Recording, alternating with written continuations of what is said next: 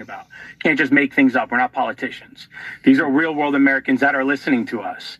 And so bringing to the forefront drugs like methylene blue, NAD plus, some of these biohacking drugs. And then on top of all of that, ivermectin and mebendazole. Mebendazole I brought to the table about a year and a half ago.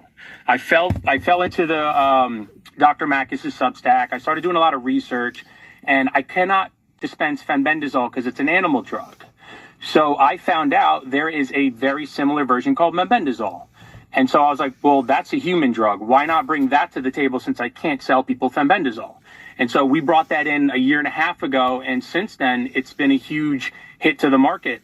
Now there's tons and tons of companies trying to sell it. They're trying to do similar to what we do, which is a great thing. Competition is always a great thing because it drives prices down. It keeps America honest. And so we do enjoy competition because it's going to keep us honest. It's going to keep the prices honest.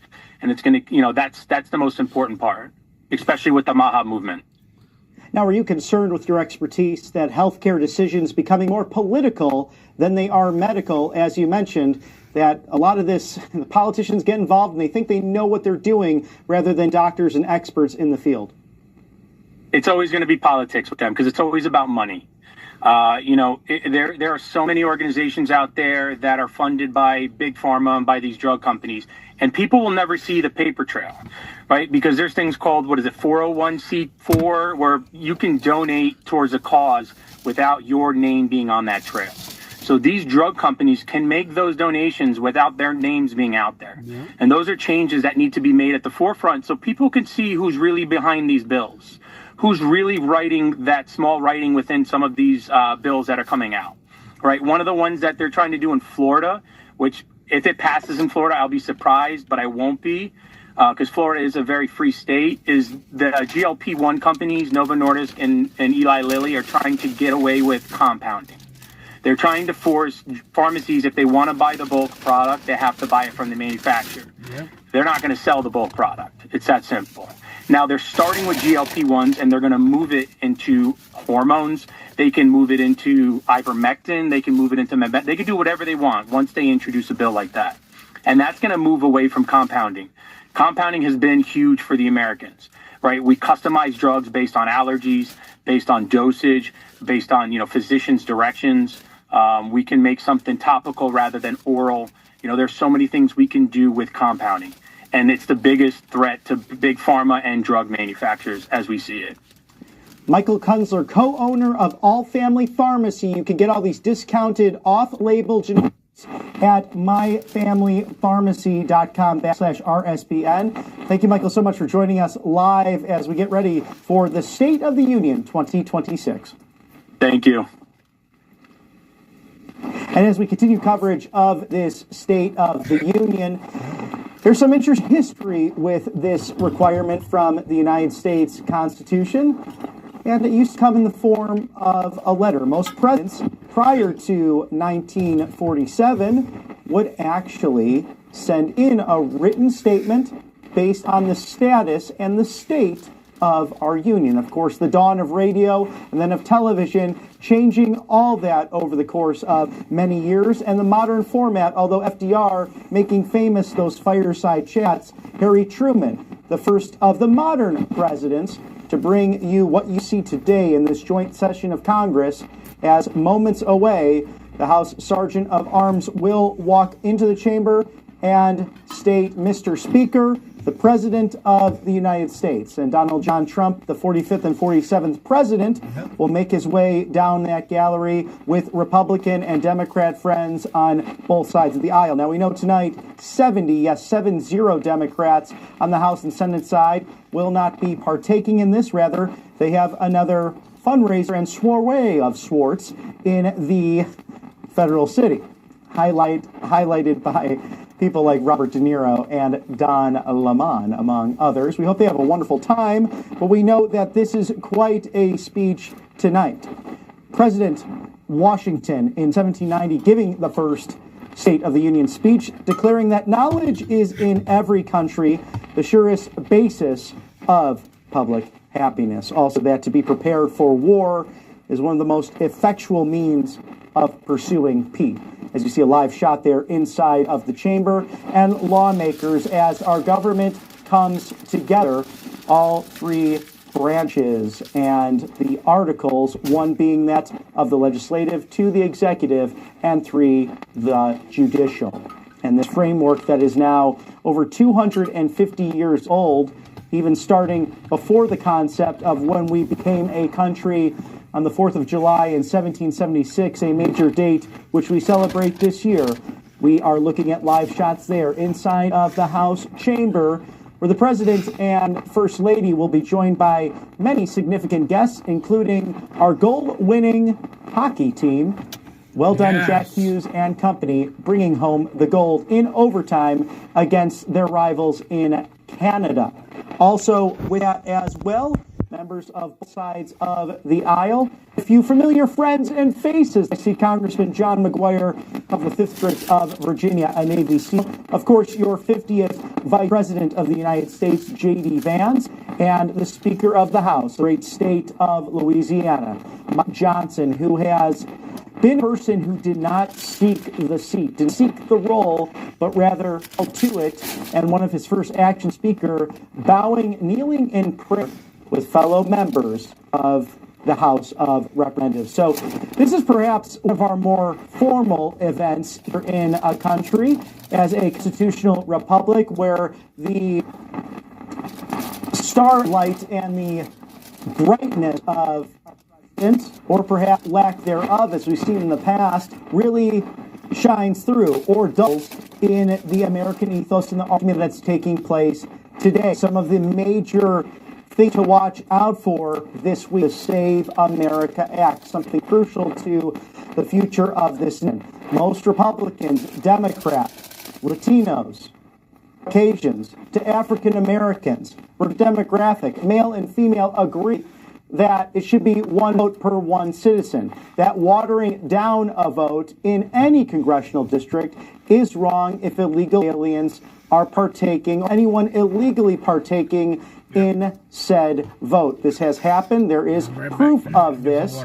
And both right, left, center, and everyone in between concerned about that when you have very close elections. Yours truly covered this all the way up in Anchorage, Alaska, as a City Beat reporter with ranked choice voting. Stupid. Now let there. Look, I got something there. I got something. I won. Sure, it ain't win nothing. So hold on. Oh, I gotta get some water. City Beat reporter with ranked choice voting and how much that played a role in the municipal elections. And people on both sides of the aisle not too thrilled about that, as we saw Senator Ted Cruz earlier, and also Senator John Fetterman, the Commonwealth of Pennsylvania, coming in. Perhaps the last true liberal Democrat in Congress. So as we watch all of that this evening, we're very grateful for our sponsors here on the right side of history. Tax Network U.S.A. It's tnUSA.com/RSBN. Protect yourself from the IRS.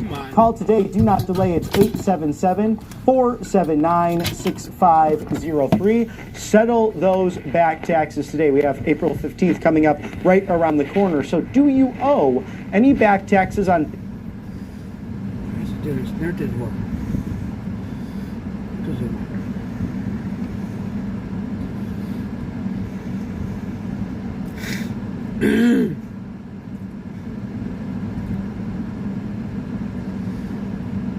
Nobody freaking out there. So do you owe any back taxes on businesses or even private accounts? Or have you filed every year but still keep owing? Did you retire and suddenly get hit with a big tax bill that was unexpected? Are you a business owner with messy books and a balance you simply cannot afford? Did your 401k come into play in regards to your taxes? Or the IRA perhaps ended early? All of that files into what may take place on April 15th. Now, your tax issue started, but the outcome could remain the same. Regardless, tnusa.com/RSBN, your go-to. 877-479-6503. Your balance is not going down. Penalties grow, interest compounds, and it can mean you might be in trouble or even garnished wages. You don't want that, so stop what you're doing. Call Tax Network USA, my dear friends and patriots, accountants, and those who did work for the IRS in the past. They know a thing or two about this process. The IRS will not wait. They will garnish wages. They will even do property seizures. They are enforcing the law, and this is where Tax Network USA comes in. Whether you owe $10,000 or less, their team can resolve even billions of dollars in tax debt. They are offering a free investigation call with the IRS. Again, 877-479-6503. Call today. Do not delay. It's tnusa.com/RSBN. Thank you for sponsoring us on the right side of history. And we know the whole slogan, the new year, a new me, but we're now deep into that practice here on February 24th. And whether it's the Lenten observances or simply trying to be better in 2026, let's make this something we really move forward on. That's with clean water at covepure.com. Such an amazing company leading the way on reverse osmosis systems. That's where they come in. They want to protect what matters most. Drink pure, live pure. Covepure.com/RSBN. The State of the Union sale, $250 off right now. Covepure.com/RSBN. Most importantly, the thing that's ignored is water. Do you know that your student, your child, could lose 2 points in their IQ if they're drinking directly from the faucet? We all know the kids in the summertime, they love to do that with the hose outside, but it's almost like having garbage in your water, arsenic to fluoride to everything that Secretary Kennedy has warned the world about in his career as an environmental lawyer. We all want clean air and clean water, and look how easy it is to use. You can heat that up real fast. You don't have to wait for your tea to steep on the stove. Rather have that hot water ready to go, lukewarm or cold, for your favorite beverages. Cove Pure changes that immediately to get rid of all of the toxins out of your water. And their Clearwave technology certified to remove 99.9% of the contaminants. Again, the State of the Union sale, $250 off right now, so scan that QR code there, covepure.com/RSBN. Protect what matters most, protect the ones you love, and if you're renting right now, even better, because you don't have to drill holes in order to install this life-saving machine, literally, as it takes out all of those contaminants. Just tap a button, hot water in 3 seconds, cold water in 3 seconds. It's nice and fast, and it sits right there on the countertop where I'm sure you have a coffee maker or several other kitchen accessories.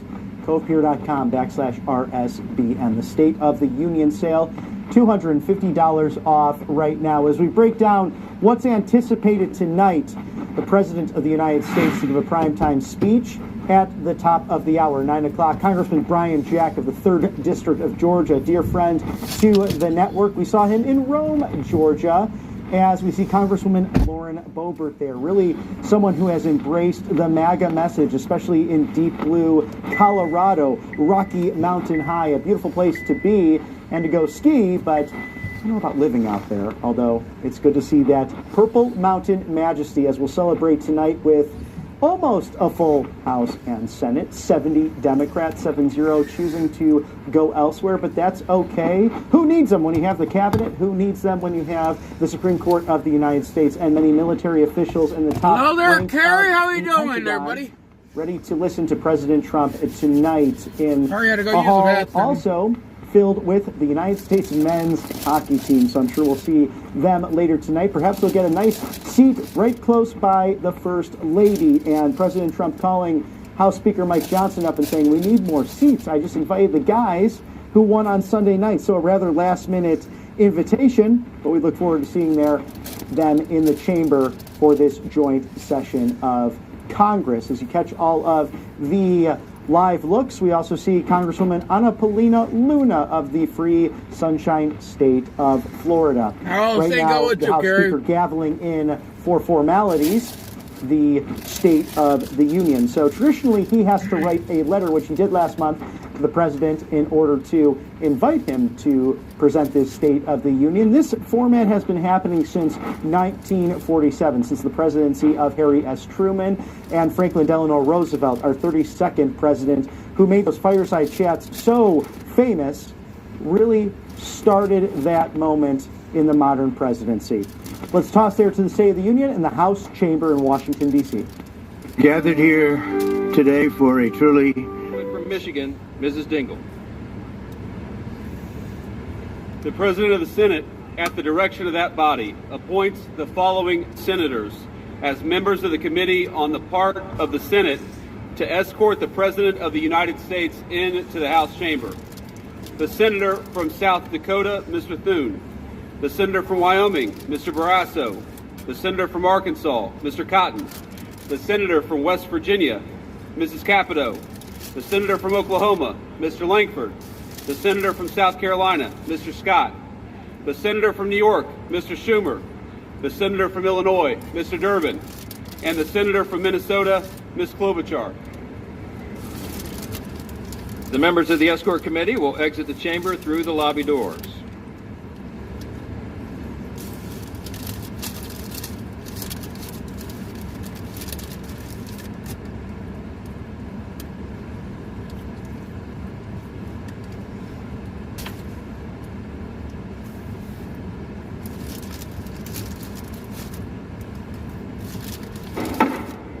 Mr. Speaker, the Acting Dean of the Diplomatic Corps.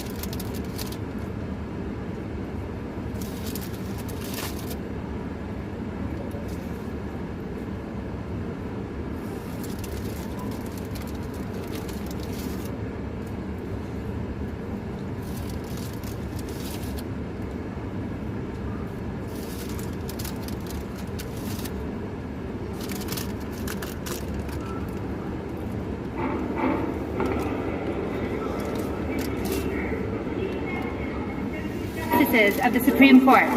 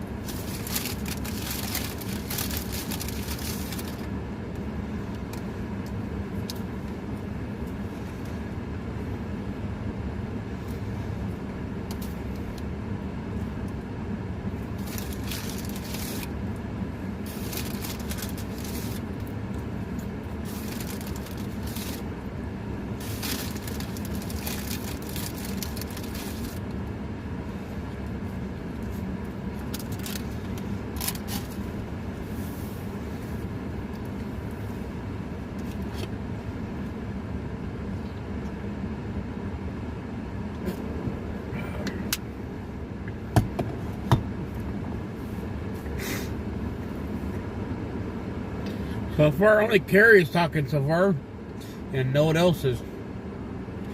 Who else is here? No one's talking.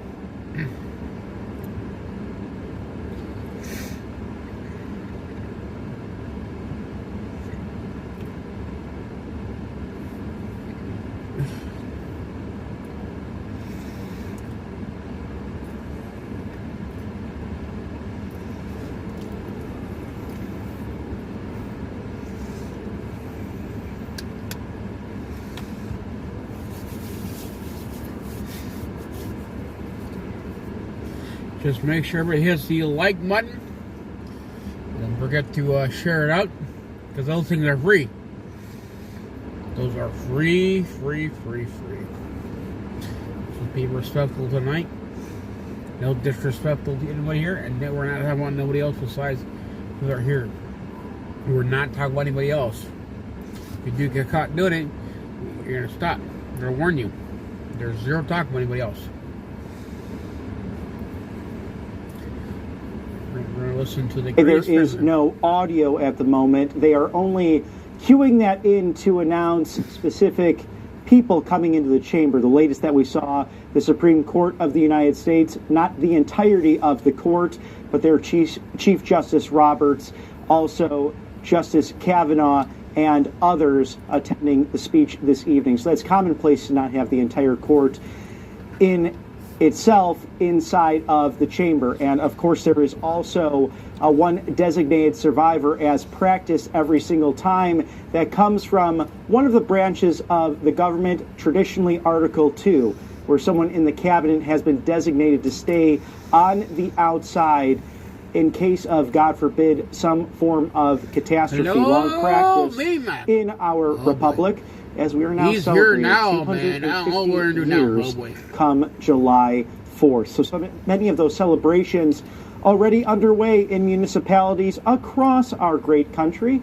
and now cheering in the chamber for special guests that are sitting in and around near the First Lady, and that's the special person they're clapping for, the First Lady of the United States, Melania Trump, there with members of the Trump family.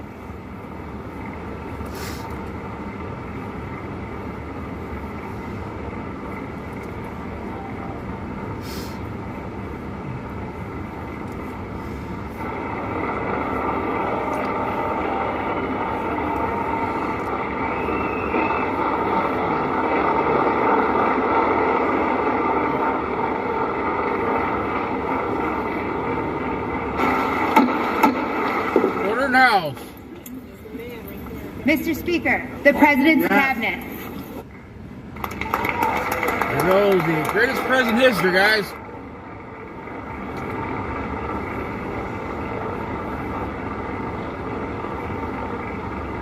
Oh, where is the greatest president? We don't want this.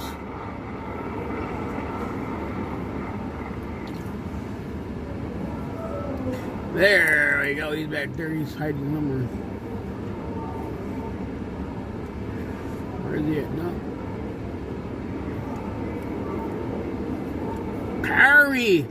Carrie, are you there? Oh, my device is getting hot. It's crying like a little girl. Got a balloon a little bit. I'm out that car running, man. I gotta put heat on. I'm cold today, mate. Cold. I think I'm getting old.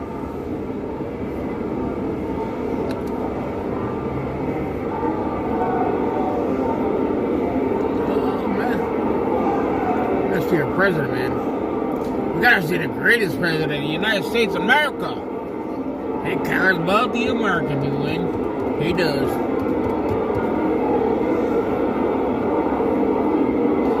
All I can hear is fight.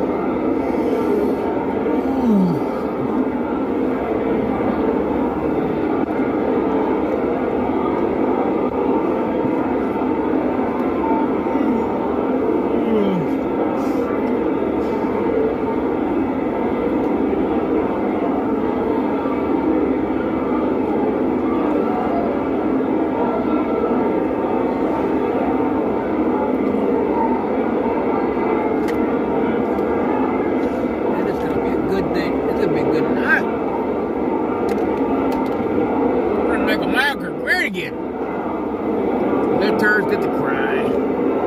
Cry, cry, cry.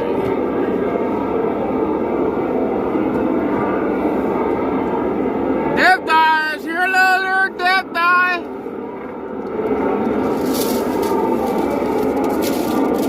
I'm alive. I'm alive. I'm here. Well, see the Lord. I'm still here today.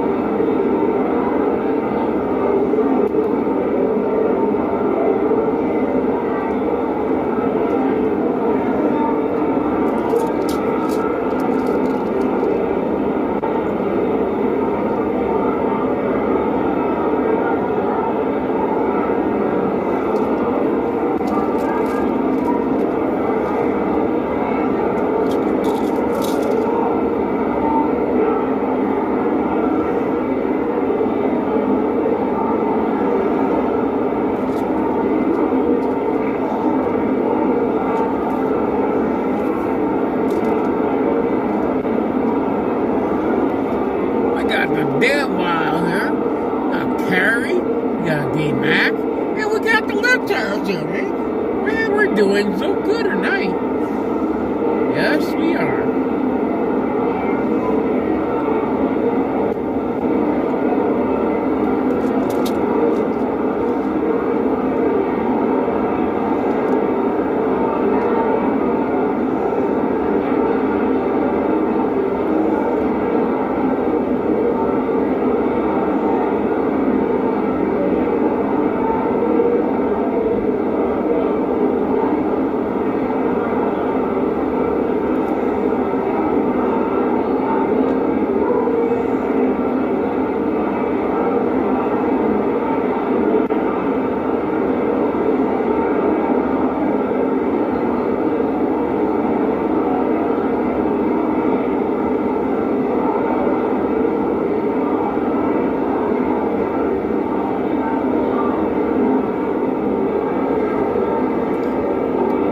We make it around.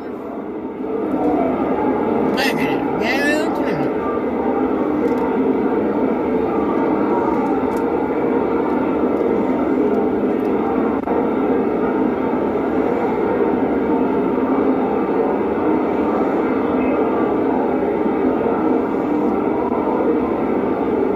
Let's go.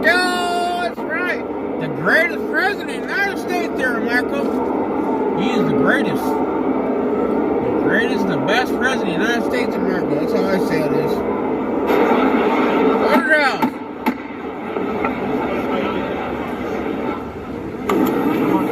Mr. Speaker, the President of the United States of America.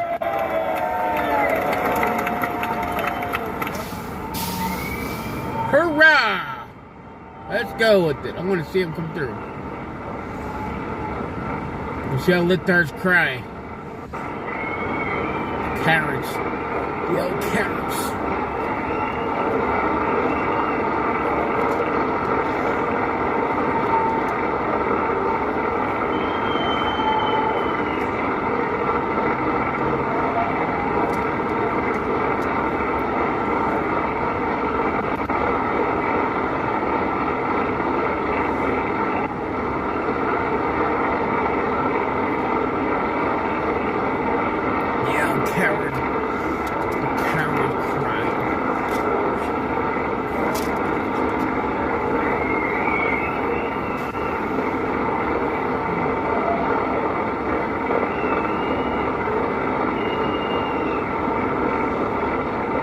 Look at that, man. Oh, come on, YouTube, you suck. We know. Watch the great president go through. We're gonna watch it.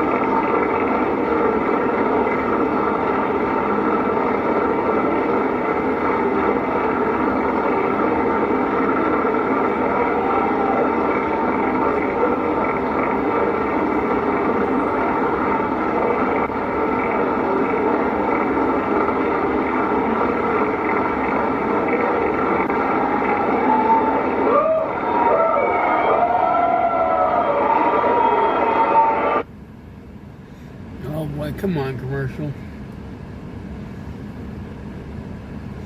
Take us back there. We were enjoying that.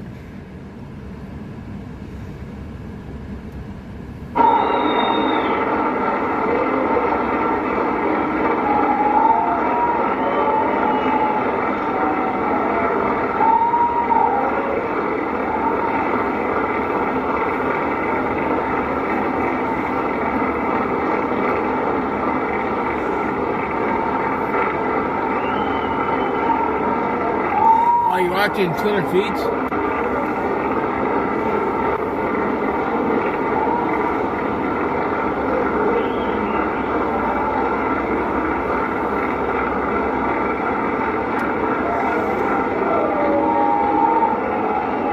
Dev Vibe, are you still here? Or did you fall asleep already? I bet you Carrie's here and she's watching her TV. Probably this person is on VMAP, man. Must already tell us already. That's why they heard some last one but too.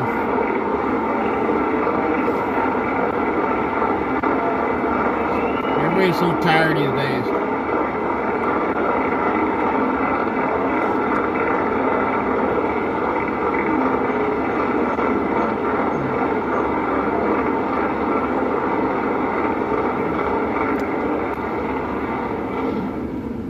Members of Congress, I have the high privilege and distinct honor of presenting to you the President of the United States. States of America.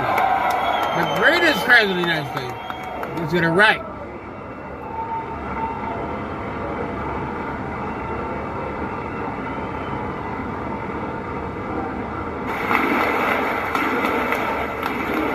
That's right, U.S.A. Come on, let her say it. Loud and proud. Well, thank you very much, everybody. It's really an honor. Speaker Johnson, Vice President Vance, First Lady of the United States.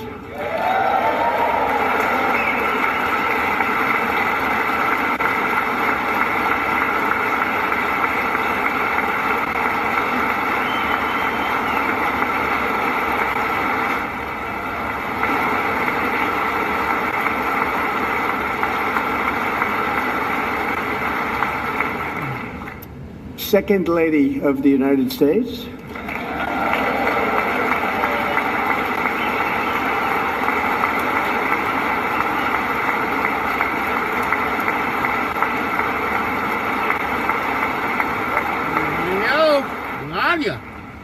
Members of Congress and my fellow Americans, our nation is back, bigger, better, richer, and stronger than ever before.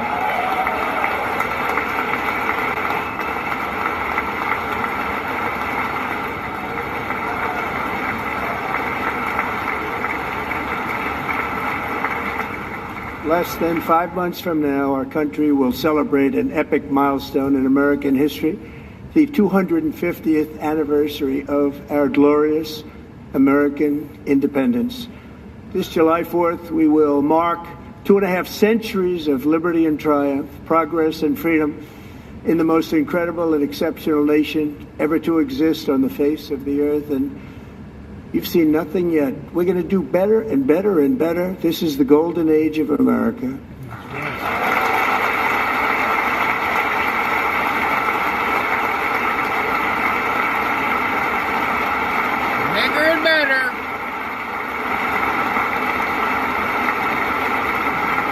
When I last spoke in this chamber 12 months ago, I had just inherited a nation in crisis with a stagnant economy, inflation at record levels, a wide open border, horrendous recruitment for military and police, rampant crime at home, and wars and chaos all over the world.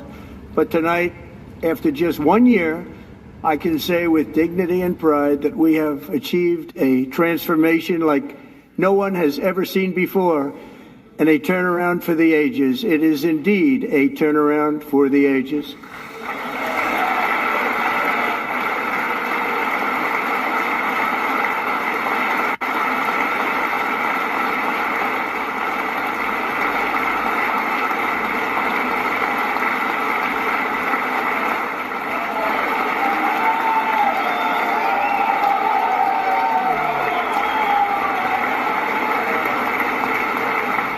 And we will never go back to where we were just a very short time ago. We're not going back. Nope. Today our border is secure. Hey, U.S.A. Come on, let's say it, buddy. Loud and proud. Thank you. No, the Karen. Today our border is secure. Our spirit is restored. Inflation is plummeting. Incomes are rising fast. The roaring economy is roaring like never before, and our enemies are scared. Our military and police are stacked, and America is respected again, perhaps like never before. Yep.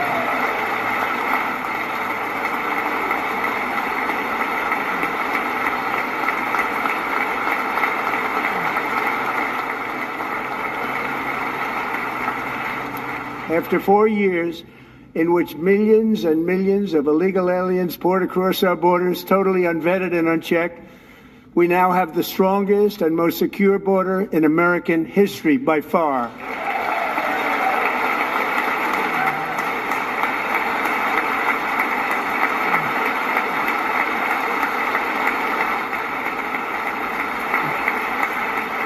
In the past 9 months, 0 illegal aliens have been admitted to the United States.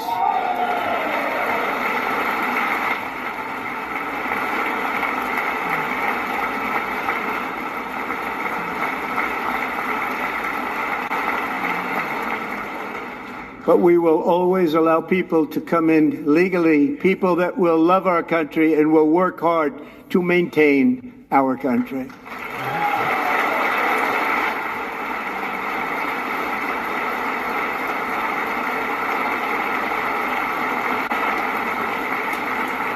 The flow of deadly fentanyl across our border is down by a record 56% in 1 year.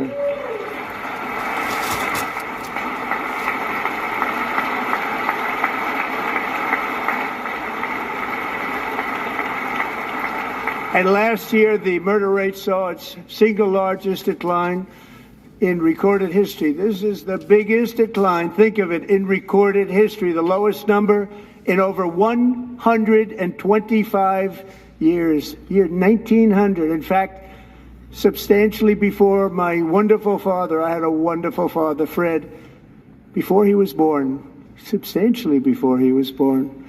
That's a long time ago. He wouldn't like me to say that, but that's a long time ago. The Biden administration and its allies in Congress gave us the worst inflation in the history of our country. But in 12 months, my administration has driven core inflation down to the lowest level in more than 5 years. And in the last 3 months of 2025, it was down to 1.7%.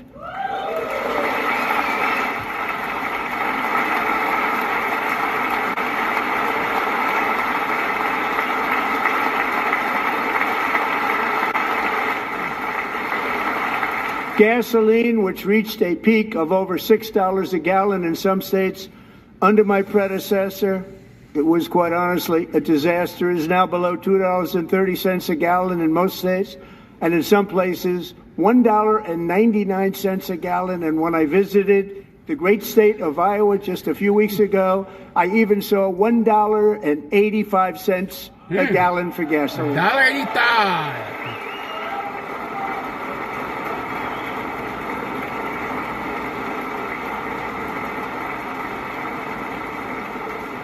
Mortgage rates are the lowest in 4 years and falling fast, and the annual cost of a typical new mortgage is down almost $5,000 just since I took office. 1 year. And low interest rates will solve the Biden-created housing problem while at the same time protecting the values of those people who already own a house that really feel rich for the first time in their lives. We want to protect those values. We want to keep those values up. We're going to do both.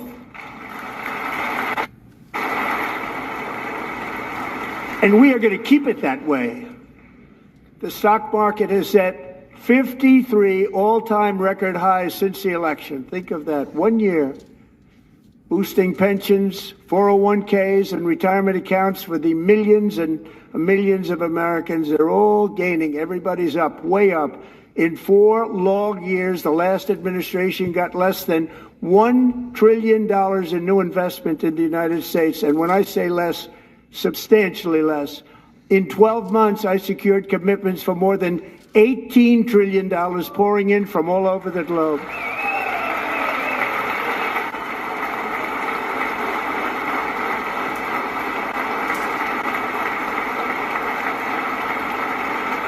Think of it, much less than $1 trillion for 4 years versus much more than $18 trillion for 1 year. What a difference a president makes. A short time ago, we were a dead country. Now we are the hottest country anywhere in the world, the hottest.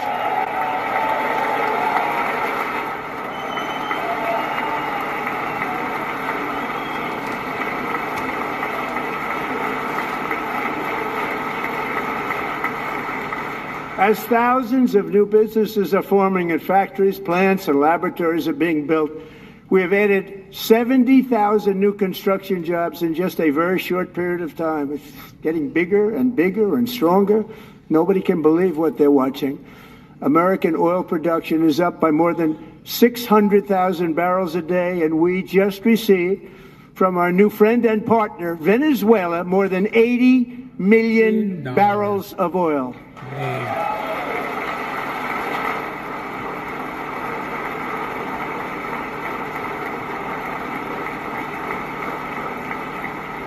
American natural gas production is at an all-time high because I kept my promise to drill, baby, drill.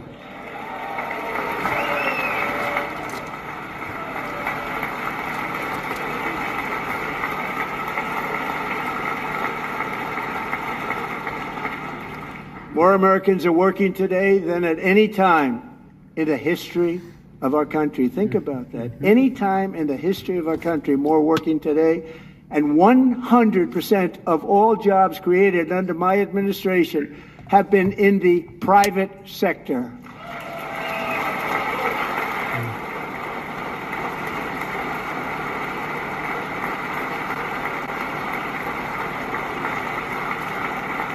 We ended DEI in America.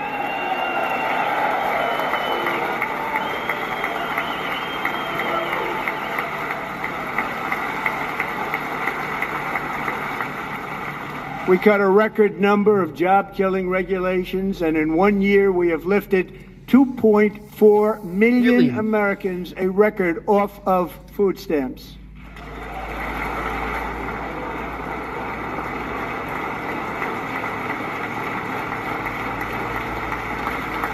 And for all of these reasons, I say tonight, members of Congress, the state of our union is strong. Well, people, I break you for that one. It is strong.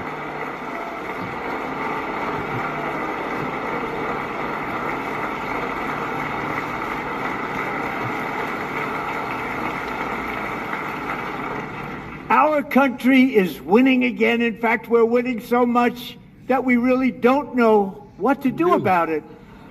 People are asking me, please, please, please, Mr. President, we're winning too much. We can't take it anymore. We're not used to winning in our country. Until you came along, we're just always losing, but now we're winning too much. And I say, no, no, no. You're going to win again. You're going to win big. You're going to win bigger than ever. And to prove that point,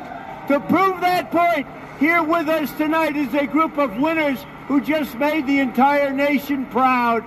The men's gold medal Olympic hockey team. Come on in. Let's go.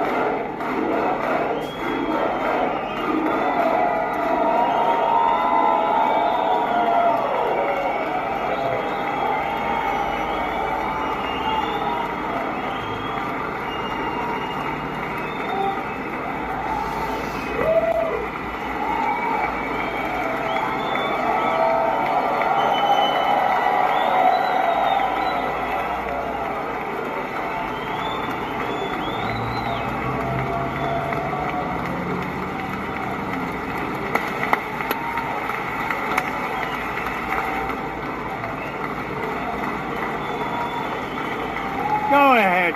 Ladies.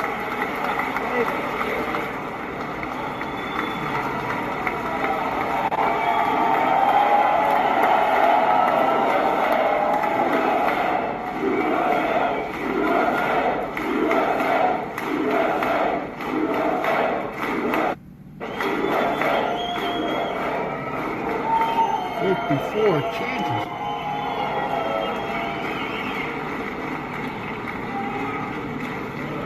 That's the first time I've ever seen them get up. And actually, not all of them did get up. But they beat a fantastic Canadian team in overtime, as everybody saw, as did the American women who will soon be coming to the White House.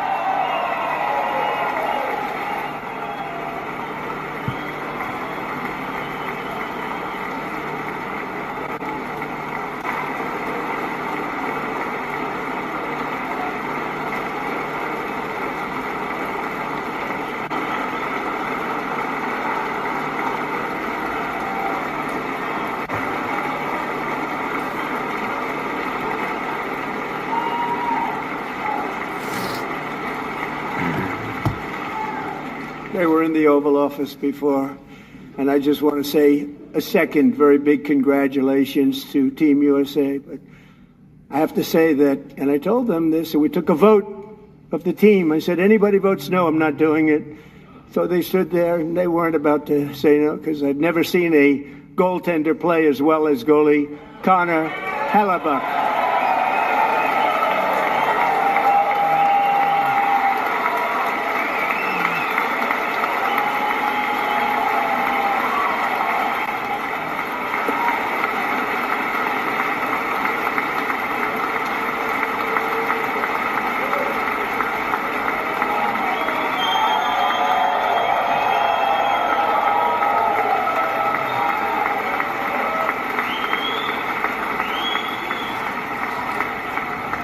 Think of it, 46 shots on goal, and I asked him, the one shot, the one where you put your stick in the back and it hit the neck of your stick and bounced off, do you practice that, or was that a little lucky?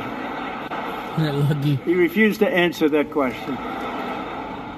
But I just want to tell you that the members of this great hockey squad will be very happy to hear, based on their vote and my vote, and in this case my vote was more important, that I will soon be presenting Connor with our highest civilian honor, which we will be given and which has been given to many athletes over the years.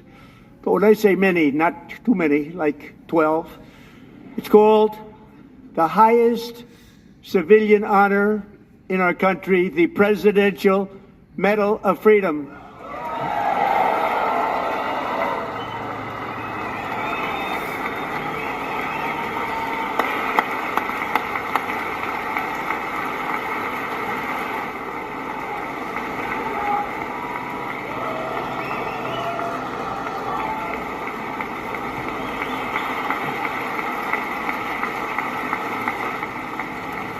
Great athletes have gotten that, very great, the best, and I thought he deserved it. And I did take a vote, every single one of them. I said, I'm not giving it if anybody goes no, and every single one of them rapidly put up their hand. So I want to thank you. What a special job you did. What special champions you are. Thank you very much.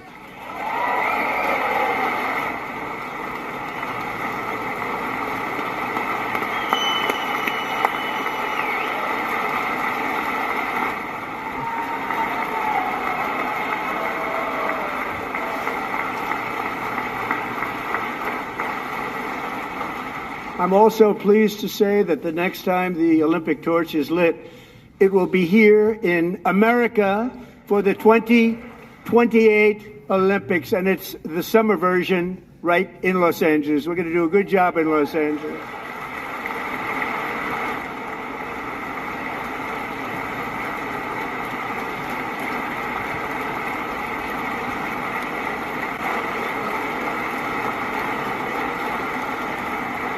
And Los Angeles is going to be safe, just like Washington, D.C. is now one of the safest cities in the country. Amen.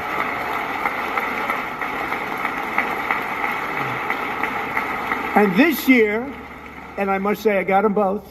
I got them in my first term, and I was disappointed because I didn't think I'd be the president when this happened. But strange things took place. And now I've got them because I got the Olympics and I got the 2026 FIFA World Cup. And I wanted to claim the 250th, but I didn't get away with that one. I couldn't claim that one for myself. But we're getting the World Cup. So we have the World Cup and the Olympics coming. And that is exciting news.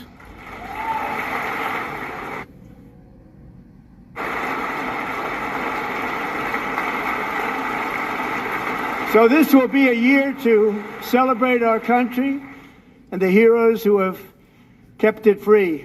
Men like Buddy Taggart. At age 17, Buddy volunteered to defend America in World War II, serving in the Pacific under the great General Douglas MacArthur. He fought bravely in the famous Battle of Manila, worked so hard. He was badly wounded and almost killed by enemy machine guns in Luzon. And 81 years ago this month, he liberated the largest internment camp in the Philippines, one of the largest anywhere in the world. But he earned many honors, including a Purple Heart and a Bronze Star, came home, started a family, and tonight he is in the gallery looking forward to July 4th, 2026, his 100th birthday.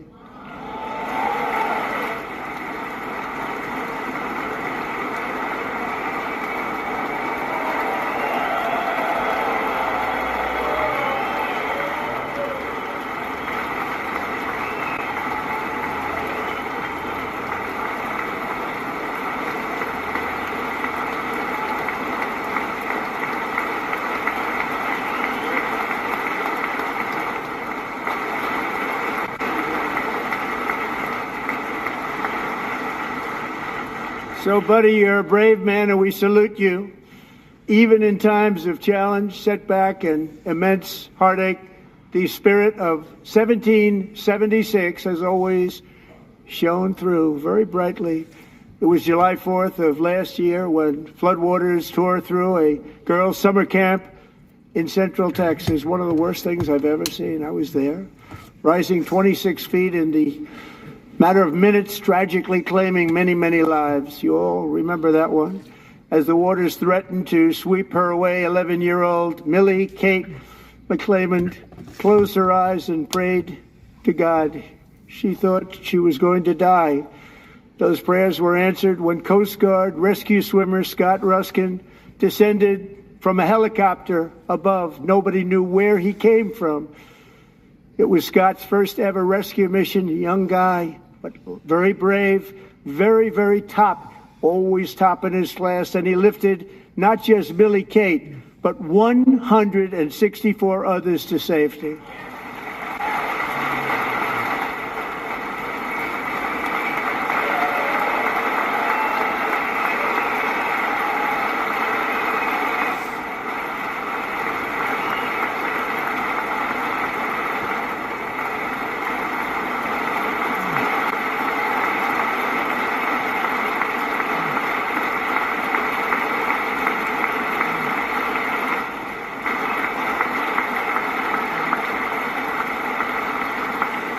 People watched Scott from a distance, and they couldn't believe what they were seeing. The winds were blowing, the rain was pouring, everything was going, and that rapid water, nobody's ever seen anything like it. They said, wow, that's something.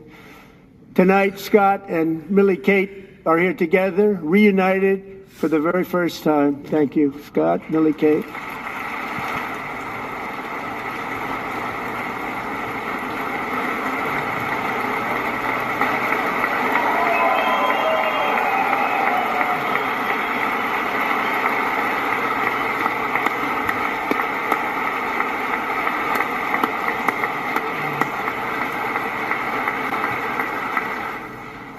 And Petty Officer Ruskin, I'm pleased to inform you that I am now awarding you the Legion of Merit for extraordinary heroism, which is what it was, extraordinary heroism. Thank you.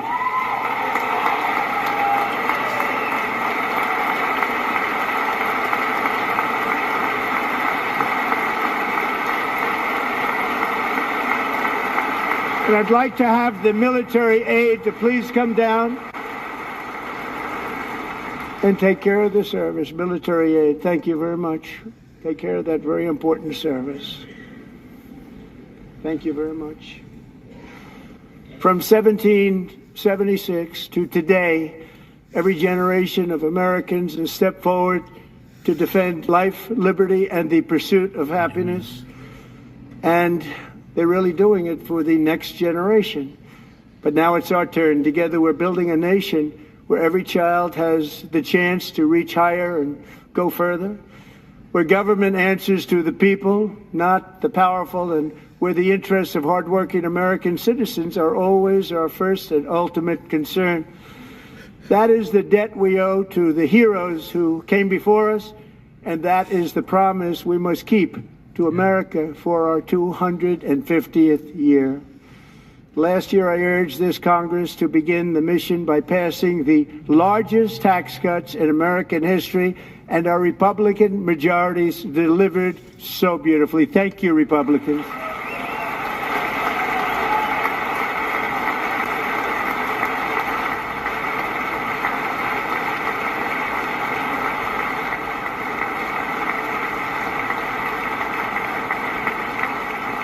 All Democrats, every single one of them, voted against these really important and very necessary massive tax cuts.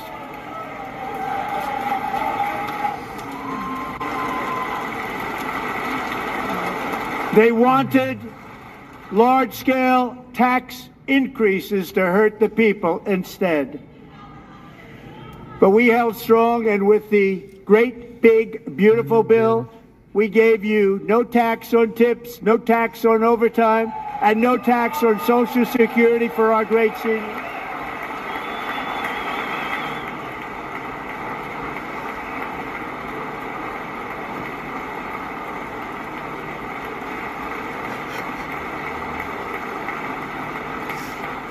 And we also made interest on auto loans tax deductible the first time, but only if the car is made in America.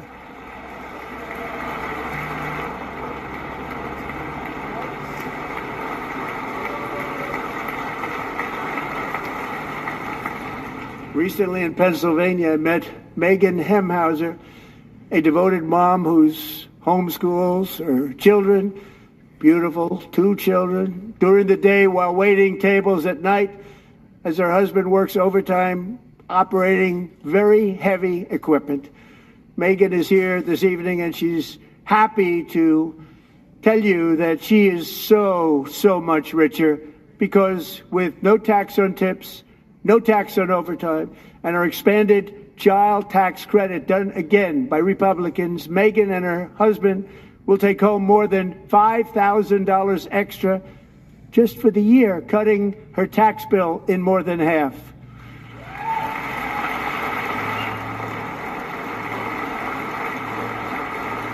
Megan, please stand up. We're fighting for you, Megan. Thank you, Megan. Thank you, Megan. We're fighting for you, Megan. Under our bill, parents like Megan can also activate their children's brand new Trump accounts. And I didn't name it. I did not name it. I did not name that.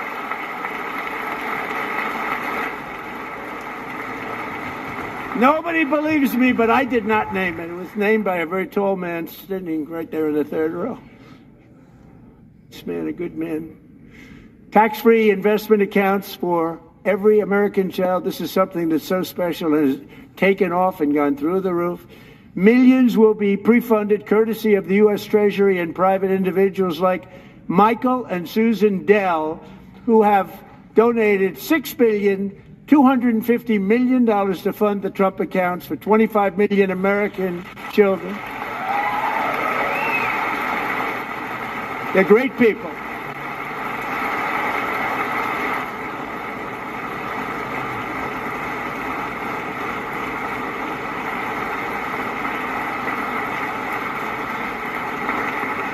And I asked Michael, how do you make all that money? He said, well, I just sat on my dorm in school and I made computers and I'd sell them to people.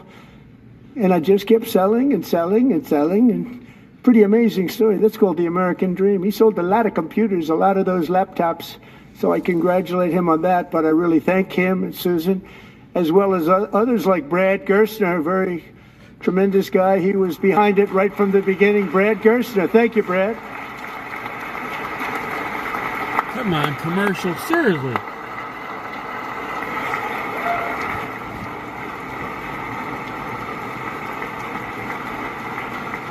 So with modest additional contributions, these young people's accounts could grow to over $100,000 or more by the time they turn 18. Think of it. How much money is that for somebody that started with nothing?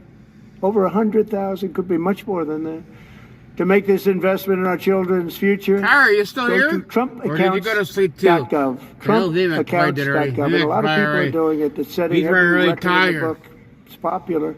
What it was going to take. I'm so proud of them. I'm so proud of the people that got it started. And now it's just taken off. One of the primary reasons for our country's stunning economic turnaround, the biggest in history, where the Dow Jones broke 50,000 4 years ahead of schedule, and the S&P hit 7,000, where it wasn't supposed to do it for many years, they sleep too much, were tariffs. I used these tariffs, took in hundreds of billions of dollars to make great deals for our country, both economically and on a national security basis. Everything was working well. Countries that were ripping us off for decades are now paying us hundreds of billions of dollars. They were ripping us so badly, you all know that. Everybody knows it. Even the Democrats know it. They just don't want to say it. And yet these countries are now happy, and so are we. We made deals. The deals are all done. And they're happy. They're not making money like they used to, but we're making a lot of money. There was no inflation, tremendous growth. And the big story was how Donald Trump called the economy correctly and 22 Nobel Prize winners in economics didn't. They got it totally wrong. They got it really wrong. And then just 4 days ago, an unfortunate ruling from the United States Supreme Court. It just came down. It came down. Very unfortunate ruling. But the good news is that almost all countries and corporations want to keep the deal that they already made, right, Scott? Knowing that the legal power that I, as president, have to make a new deal could be far worse for them, and therefore they will continue to work along the same successful path that we had negotiated before the Supreme Court's unfortunate involvement. So despite the disappointing ruling, these powerful country saving, it's saving our country, the kind of money we're taking in, peace protecting. Many of the wars I settled was because of the threat of tariffs. I wouldn't have been able to settle them without. Will remain in place under fully approved and tested alternative legal statutes. And they have been tested for a long time. They're a little more complex, but they're actually probably better, leading to a solution that will be even stronger than before. Congressional action will not be necessary. It's already time-tested and approved. And as time goes by, I believe the tariffs paid for by foreign countries will, like in the past, substantially replace the modern-day system of income tax, taking a great financial burden off the people that I love.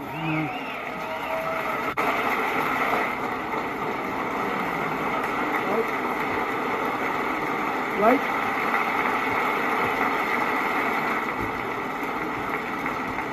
Moving forward, factories, jobs, investment, and trillions of dollars will continue pouring into the United States of America. Oh, boy. Because we finally have a president who puts America first. To put America first. I love America. They'll leave.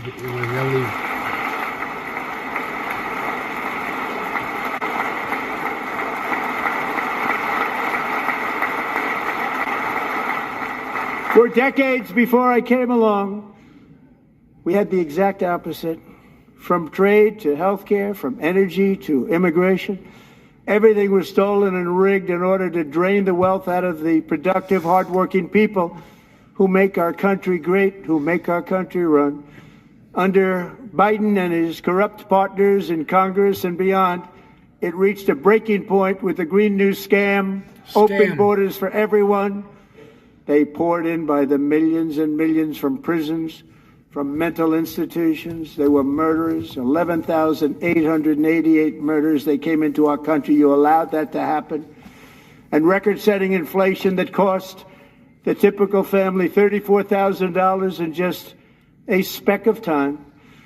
Now the same people in this chamber who voted for those disasters suddenly use the word affordability, a word. They just used it. Somebody gave it to them, knowing full well that they caused and created the increased prices that all of our citizens had to endure. You caused that problem. That's right. You caused that problem. Democrat, you need to wake up and sell coffee. You caused the problem there.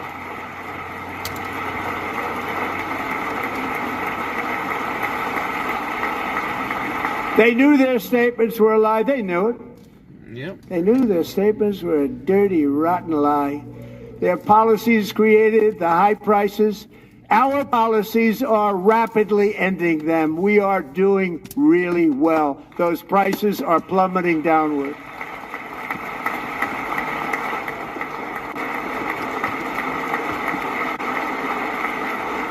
The price of eggs is down 60%. 60? Thank you. Yeah, tell them. The cost of chicken, butter, fruit, hotels, automobiles, rent is lower today than when I took office by a lot. And even beef, which was very high, is starting to come down significantly. Just hold on a little while. We're getting it down. And soon you will see numbers that few people would think were possible to achieve just a short time ago. Nobody can believe when they see the kind of numbers, and especially energy, when they see energy going down to numbers like that, they cannot believe it. It's like another big tax cut. I'm also confronting one of the biggest ripoffs of our times, the crushing costs of health care. Health care? Caused by you. Oh, yeah. Since the passage of the Unaffordable Care Act, sometimes referred to as Obamacare, big insurance companies have gotten rich. It was meant for the insurance companies, not for the people.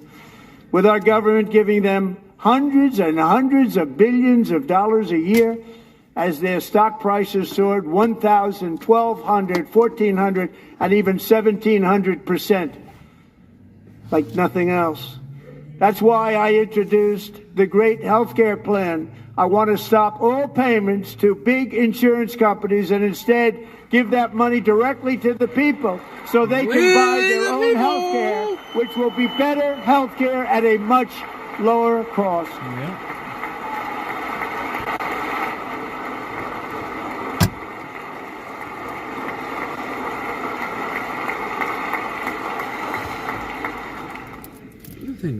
In addition, my plan requires maximum price transparency. That's a big deal.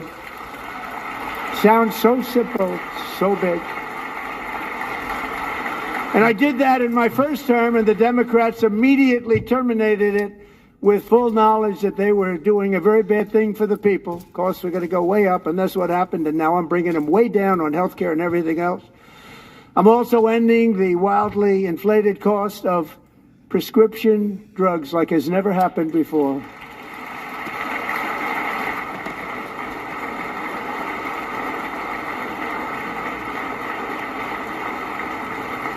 Other presidents tried to do it, but they never could. They tried.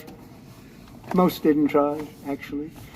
But they tried. They said they tried. They couldn't do it. They didn't even come close. They were all talk and no action, but I got it done. Under my just enacted most favored nation agreements, Americans who have for decades paid by far the highest prices of any nation anywhere in the world for prescription drugs will now pay the lowest price anywhere in the world for drugs. Anywhere. The lowest price. That sounds really good there, Hewell. So in my first year of the second term, should be my third term, but strange things happened. I took prescription drugs, a very big part of healthcare, from the highest price in the entire world to the lowest. That's a big achievement. The result is price differences of 300, 400, 500, 600% and more, all available right now at a new website called TrumpRx.gov. And I didn't name that one either, by the way.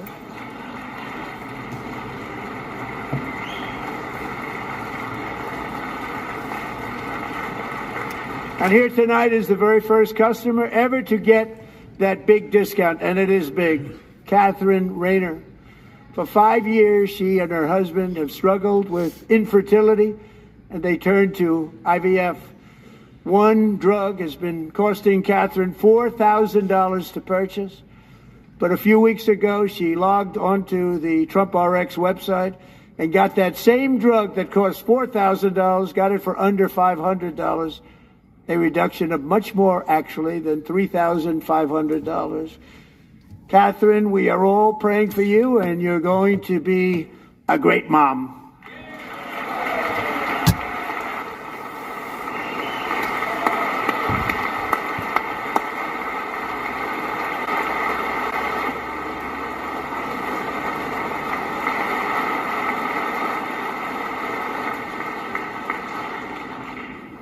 So now I'm calling on Congress to codify my most favored nation program into law. Now, the one thing, I'm not sure it matters because it's going to be very hard for somebody that comes along after me to say, let's raise drug prices by 700 or 800%.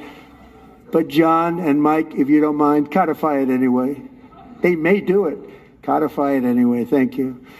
Many Americans are also concerned that energy demand from AI data centers could unfairly drive up their electric utility bills.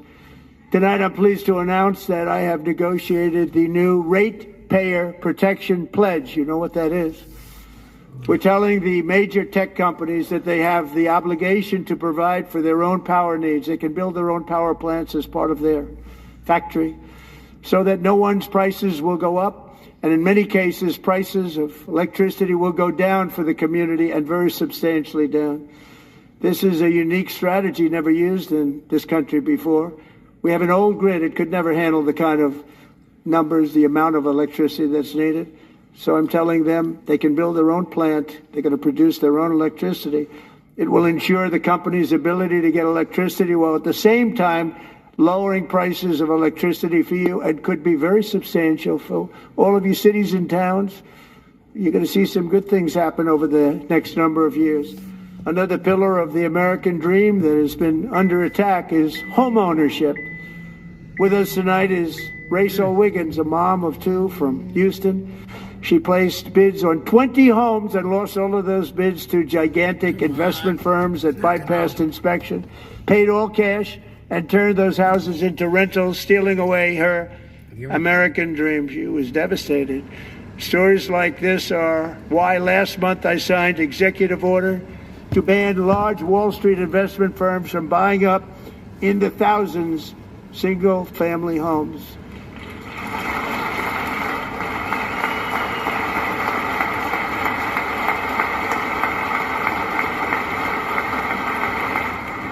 And now I'm asking Congress to make that ban permanent, because homes for people, really, that's what we want. We want homes for people, not for corporations. Corporations are doing just fine. Rachel, thank you very much. Good luck with your home. You'll get one soon.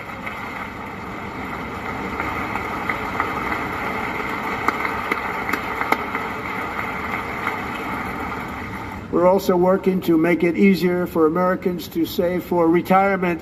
And under this administration, we will always protect Social Security and Medicare. They are not protecting it for our seniors. We will always protect Social Security, Medicare, Medicaid.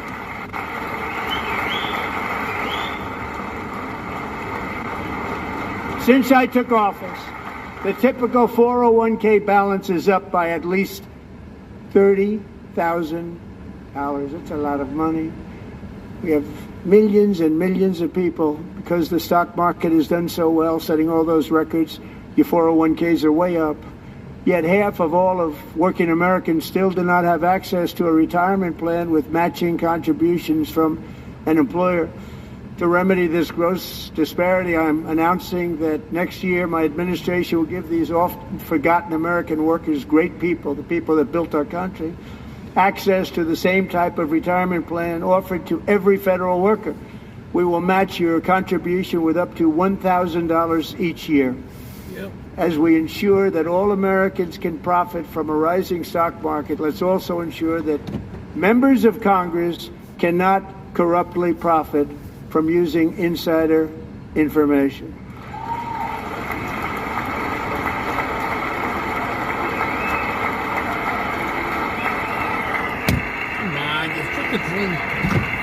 Why do you keep doing this?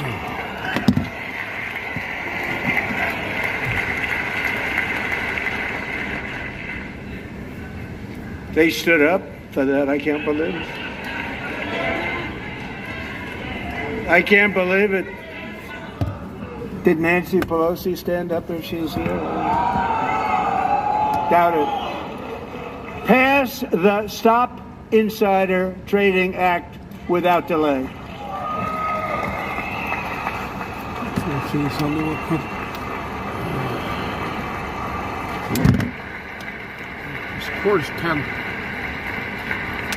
I wasn't sure if anybody even on this side was going to applaud for that. I'm very impressed. Thank you. I'm very impressed.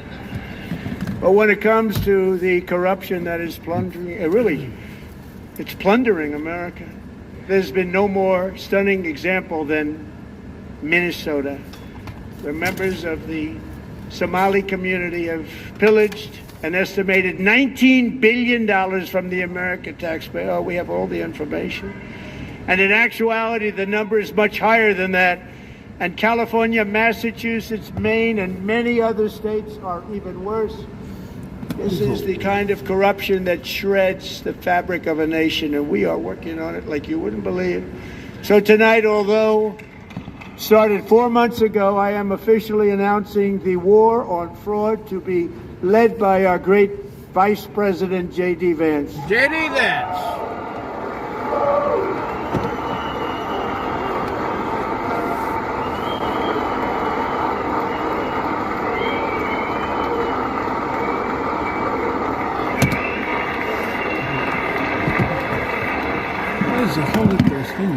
He'll get it done. Find enough of that fraud, we will actually have a balanced budget overnight. It'll go very quickly. That's the kind of money you're talking about. We'll balance our budget. The Somali pirates who ransacked Minnesota remind us that there are large parts of the world where and lawlessness are the norm, not the exception. Importing these cultures through unrestricted immigration and open borders brings those problems right here to the U.S.A. And it is the American people who pay the price in higher medical bills, car insurance rates, rent, taxes, and perhaps most importantly, crime. We will take care of this problem. We're going to take care of this problem. We are not playing games. Delilah. Try someone else here.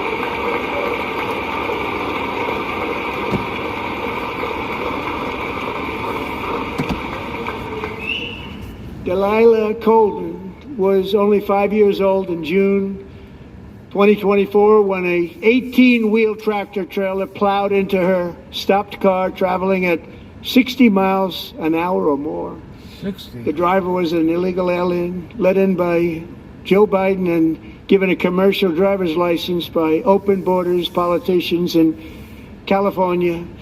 Doctors said Delilah would never be able to walk or talk, have a good life. She wouldn't even be able to eat again. But against all odds, she is now in the first grade learning to walk. And she's here this evening with her dad, Marcus, a fantastic man. Delilah, please, you are a great inspiration. Please stand up.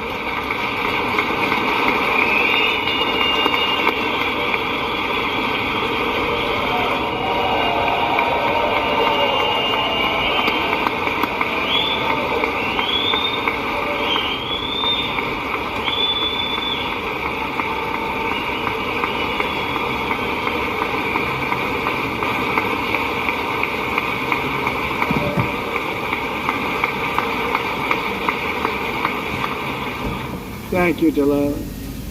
Many, if not most, illegal aliens do not speak English and cannot read even the most basic road signs as to direction, speed, danger, or location.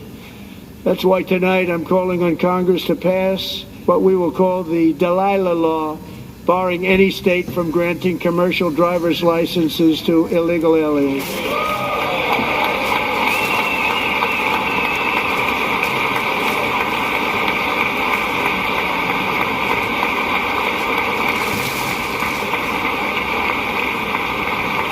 And yesterday, as you probably saw at the White House, I hosted a ceremony with Americans who lost their treasured loved ones to the scourge of illegal immigration. People came into our country, how we allowed this to happen with our open borders. These are the angel moms and families that for decades our government betrayed and our media totally ignored. It was terrible. Hard to believe, actually. In 2023, a 16-year-old high school cheerleader named Elizabeth Medina was supposed to perform in her town's Christmas parade, but she never arrived. Her mother, Jacqueline, went home to look for her, and she found her lying dead in a bathtub, bleeding profusely after being stabbed 25 times.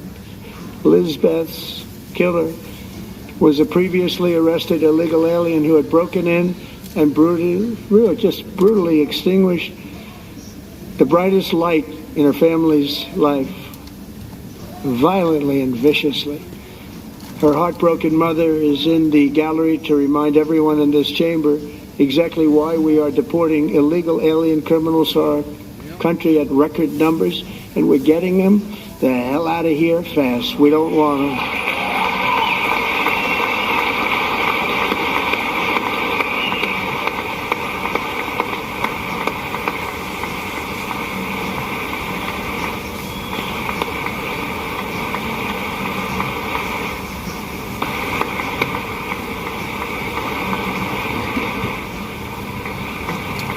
Thank you very much, Jacqueline. Thank you.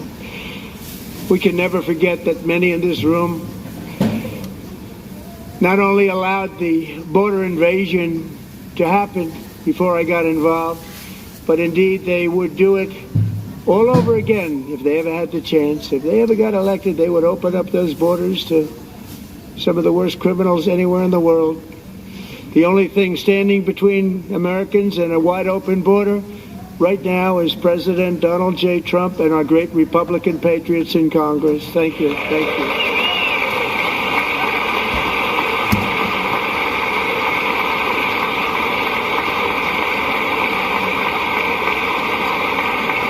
As we speak, Democrats in this chamber have cut off all funding for the Department of Homeland Security. It's all cut off. It's all cut off.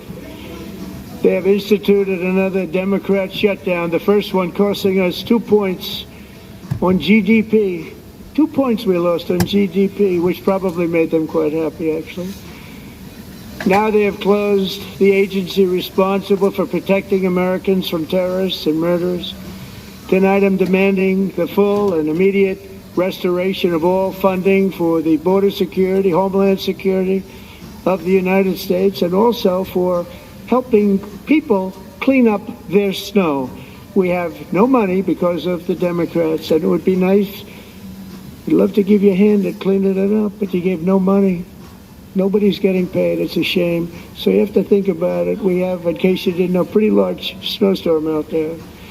One of the great things about the State of the Union is how it gives Americans the chance to see clearly what their representatives really believe. So tonight I'm inviting every legislator to join with my administration in reaffirming a fundamental principle. If you agree with this statement, then stand up and show your support. The first duty of the American government is to protect American citizens, not illegal aliens.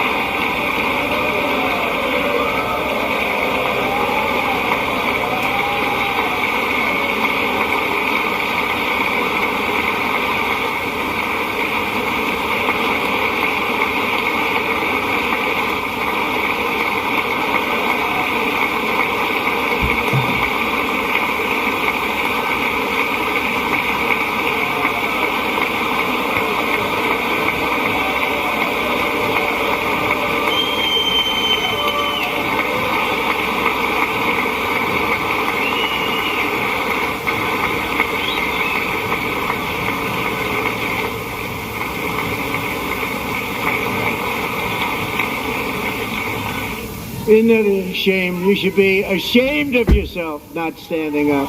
You should be ashamed of yourself. That is why I'm also asking you to end deadly sanctuary cities that protect the criminals and enact serious penalties for public officials who block the removal of criminal aliens. In many cases, drug lords, murderers all over our country, they're blocking the removal of these people out of our country, and you should be ashamed of yourself.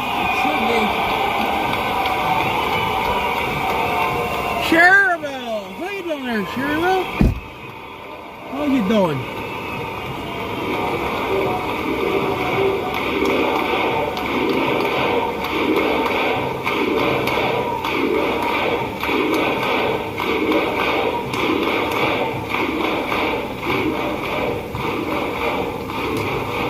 And perhaps most importantly, I'm asking you to approve the Save America Act. Let's go. YouTube, knock it off.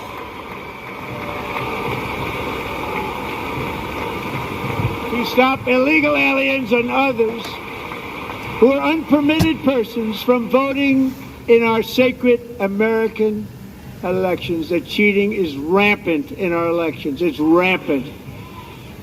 It's very simple. All voters must show a voter ID. Same day in person. It's common sense. Nothing around it. Only the libtards and Karens care about it. So much they don't care. They don't want it. They want to steal again. All voters must show proof of citizenship in order to vote. Amen. It's all time. We need it. Let's go. And no more crooked mail-in ballots except for illness, disability, military, or travel. That's right. None. And this should be an easy one. And by the way, it's polling at 89%, including Democrats. 89%. Yep.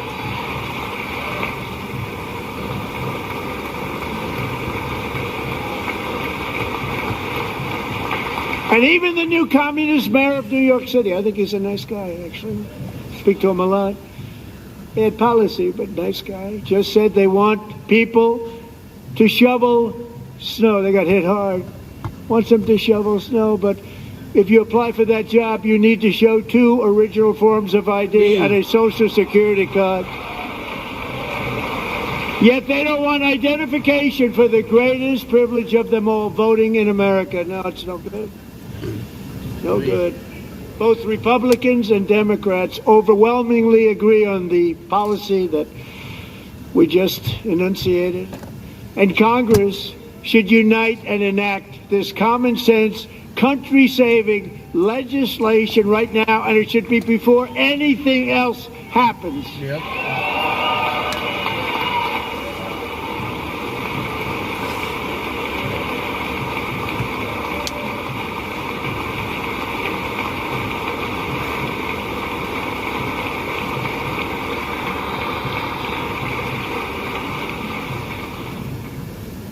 The reason they don't want to do it, why would anybody not want voter ID? One reason, because they want to cheat. There's only one reason. Cheat.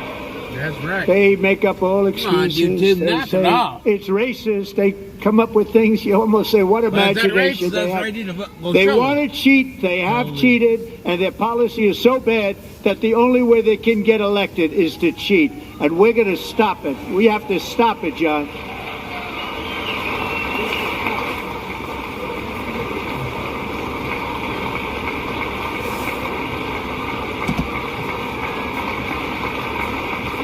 And here is one more opportunity to show common sense in government.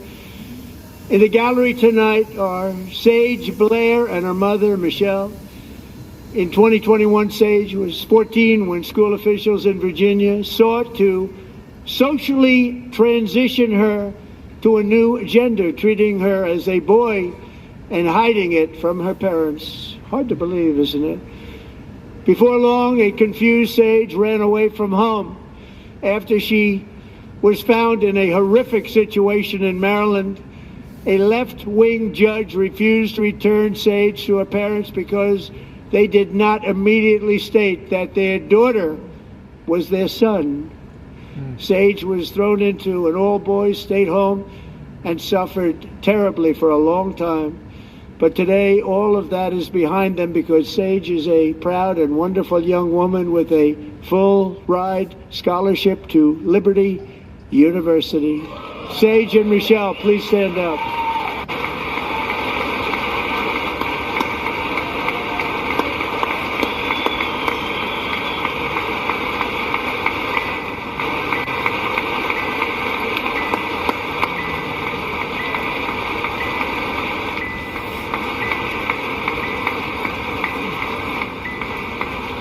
And thank you for your great bravery. And who can believe that we're even speaking about things like this? 15 years ago, if somebody was up here and said that, they'd say, what's wrong with him? But now we have to say it because it's going on all over numerous states without even telling the parents. But surely we can all agree no state can be allowed to rip children from their parents' arms and transition them to a new gender against the parents' will. Who would believe that we're even talking about this? We must ban it, and we must ban it immediately. YouTube, I swear you're getting loud.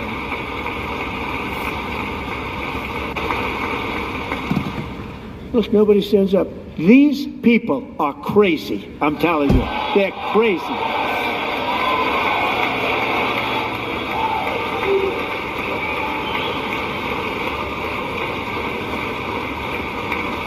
Amazing.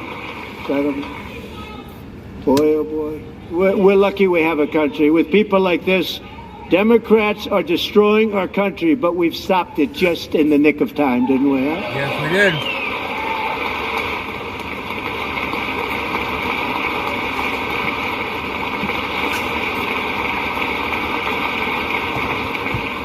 No one cares more about protecting America's youth than our wonderful First Lady. Now a movie star. She's a movie star. Can you believe it? Who would have believed that? Over the past year, she has had an incredible impact championing AI legislation, advancing a landmark executive order on foster care, and helping secure $30 million to launch the Melania Trump Foster Youth to Independence Initiative. It's a tremendous, really a tremendous thing that happened and had a lot of bipartisan support.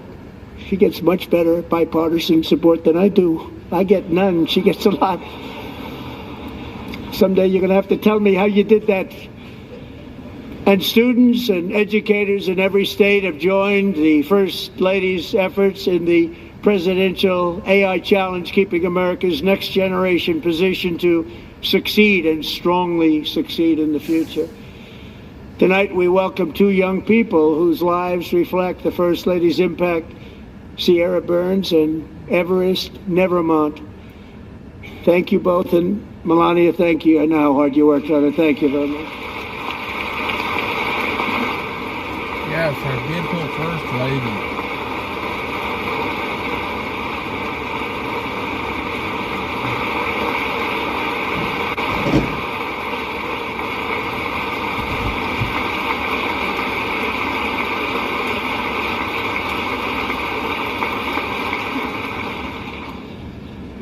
I'm very proud to say that during my time in office, both the first 4 years and in particular this last year, there has been a tremendous renewal in religion, faith, Christianity, and belief in God.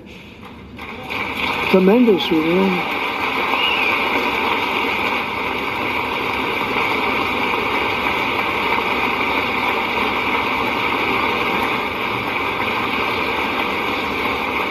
This is especially true among young people, and a big part of that had to do with my great friend, Charlie Kirk, a great guy, great man.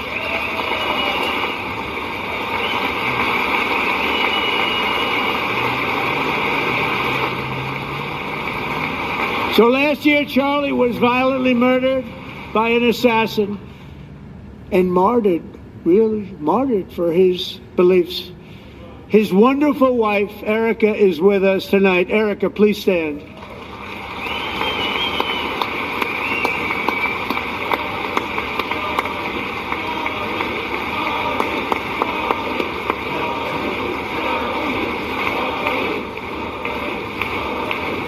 YouTube, seriously.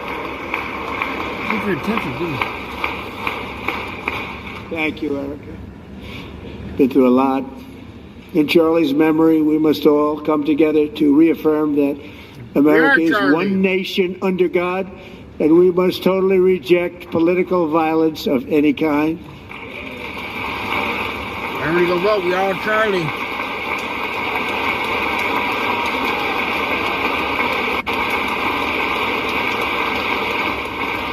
We love religion, and we love bringing it back, and it's coming back at levels that nobody actually thought possible. It's really a beautiful thing to see. Above all, unleashing America's promise requires keeping our communities safe. We have made incredible strides, yet dangerous repeat offenders continue to be released by pro-crime Democrat politicians again and again. We are honored to be joined tonight by a woman who's been through hell, Anya Zaretska. In 2022, she and her beautiful daughter, so beautiful, what a beautiful young woman, Irina, fled war-torn Ukraine to live with relatives near Charlotte, North Carolina. And by the way, what's going on with Charlotte? Last summer, 23-year-old Irina was riding home on the train when a deranged monster who had been arrested over a dozen times and was released through no cash bail stood up and viciously slashed a knife through her neck and body. No one will ever forget there were people on that train. No one will ever forget the expression of terror on Irina's face as she looked up at her attacker in the last seconds of her life. She died instantly. She had escaped a brutal war only to be slain by a hardened criminal set free to kill in America. Came in through open borders. Mrs. Zaretska, tonight I promise you we will ensure justice for your magnificent daughter, Irina.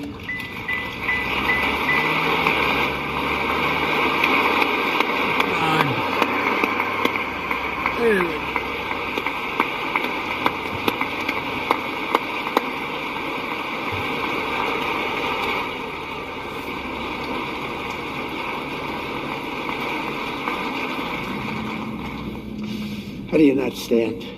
How do you not stand? I'm asking this Congress to pass tough legislation to ensure that violent and dangerous repeat offenders are put behind bars, and importantly, that they stay there. That's right. If they kill somebody, it should die. It should be a death penalty, eye for an eye.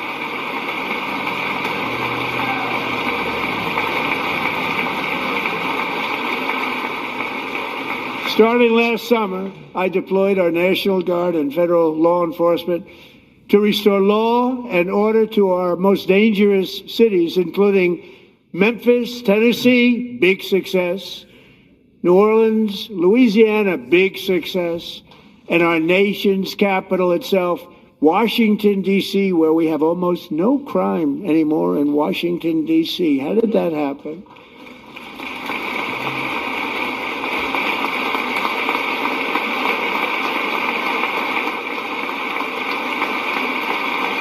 In fact, crime in Washington is now at the lowest level ever recorded, and murders in D.C. this January were down close to 100% from a year ago.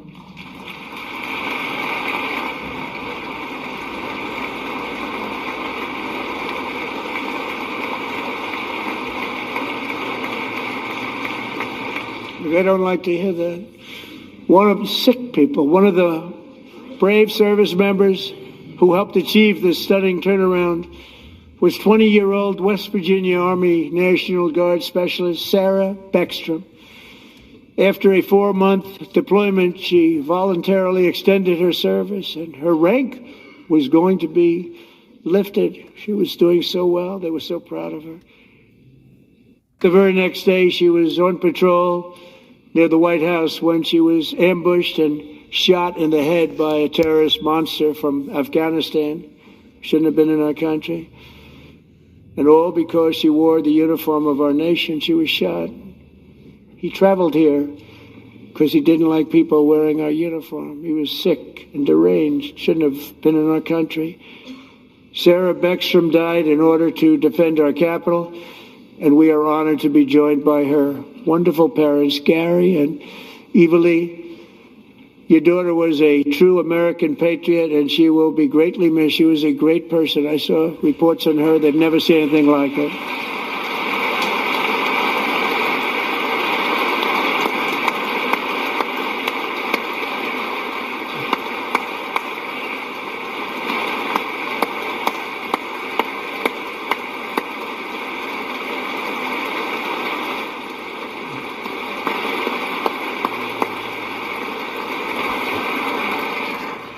So sorry. Thank you very much. She's a great young lady. I saw reports that were like perfect. She was perfect. Serving alongside Sarah that day was Staff Sergeant Andrew Wolf. The terrorist shot Andrew in the head, and no one thought he could possibly make it. The two of them, Sarah and Andrew, both shot violently in the head. Neither was expected to make it. They weren't even given a chance, except his wonderful mother, named Melody, who I spoke to the same night, and she was so positive. The doctors thought that Andrew was gone, but his mother said, no, Mr. President, Andrew will be fine. He's going to make it. I've never seen anything like it. I mean, he was given almost no chance. She said, I have no doubt, sir, he's going to be okay. This was a conversation that I had with her that night, with her son laying helplessly in bed, blood all over. Everybody is praying, she said, sir, he will be okay. The doctors didn't understand what she was saying. And after looking at the results of the damage done, neither did I. She was so strong and conclusive that even Andrew's great father felt she didn't really understand the gravity of the situation. But she turned out to be right. Right, Melanie? She turned out to be right.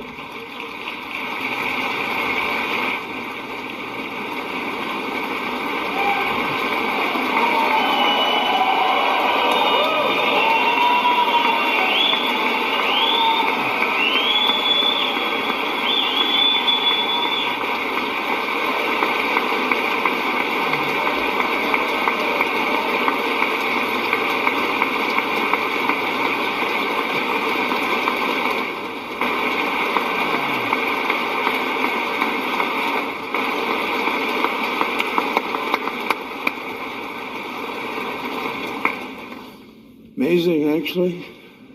I said, where does this woman come from? She's the most positive person I've ever met. With God's help, Andrew has battled back from the edge of death, and we're talking about the edge of death, on his way to a miraculous recovery. He's got a little work to do, but he's doing great. Nice to see you. He's a good-looking guy. Nice to see you. Thanks, Andrew. Thank you very much.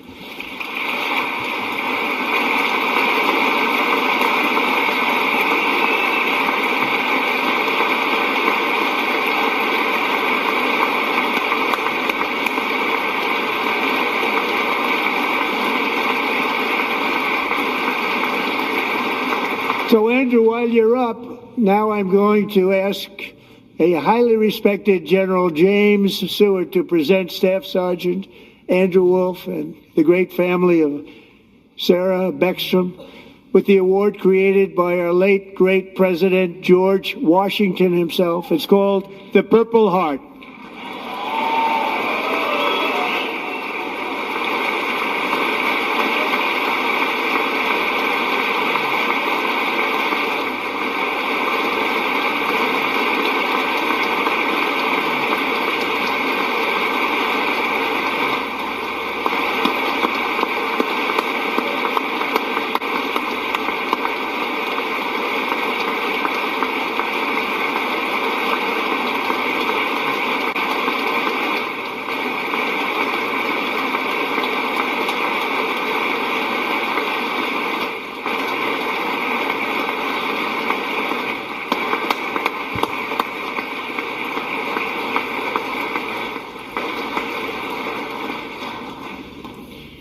We love you all. Love you. We're proudly restoring safety for Americans at home, and we are also restoring security for Americans abroad. Our country has never been stronger. In my first 10 months, I ended 8 wars, including Cambodia. Isn't it funny? Sick people. Cambodia and Thailand, Pakistan and India. Would have been a nuclear war. 35 million people, said the Prime Minister of Pakistan, would have died if it were not for my involvement. Kosovo and Serbia, Israel and Iran, Egypt and Ethiopia, Armenia and Azerbaijan, the Congo and Rwanda, and of course the war in Gaza, which proceeds at a very low level. It's just about there. And I want to thank Steve Witkoff and Jared Kushner for your help. Thank you, Steve. Thank you, Jared.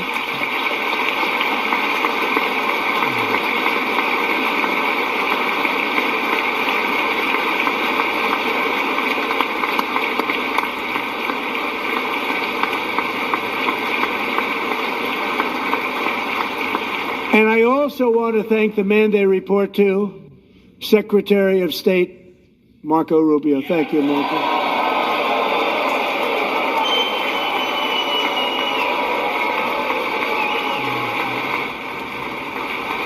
YouTube series for knocking off.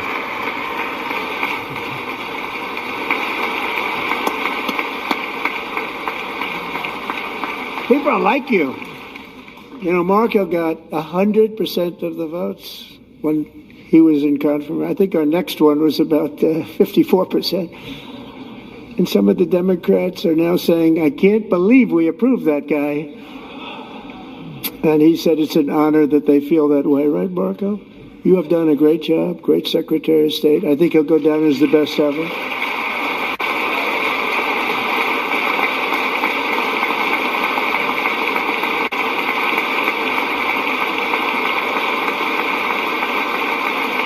Under the ceasefire I negotiated, every single hostage, both living and dead, has been returned home. Can you believe that?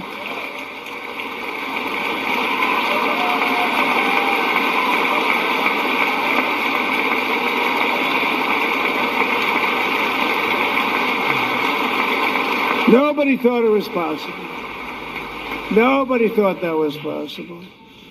Both living and dead. And those parents who had a dead son, their boy, they'd always tell me their boy, they wanted him as much as though he were living. It was an amazing period of time. And they came back, and when we got all of the living hostages back, and many, many before them, but I always said those last 20 are going to be very tough, but we got many, many more, hundreds. But I said those last 20 are going to be tough. We got them back. But we only got back 14 or 15 of the dead of the 28. And believe it or not, Hamas worked along with Israel, and they dug and they dug and they dug. It's a tough thing to do, going through bodies all over, passing up 100 bodies sometimes for each one that they found.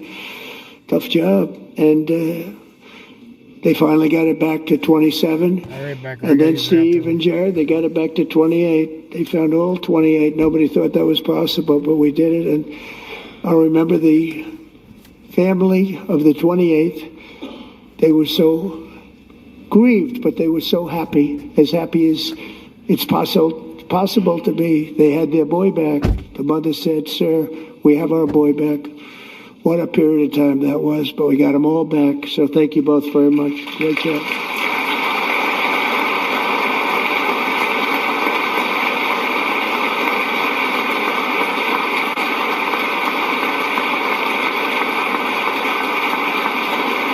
And we're working very hard to end the ninth war, the killing and slaughter between Russia and Ukraine, where 25,000 soldiers are dying each and every month. Think of that, 25,000 soldiers are dying a month. A war which would have never happened if I were president. Would have never happened.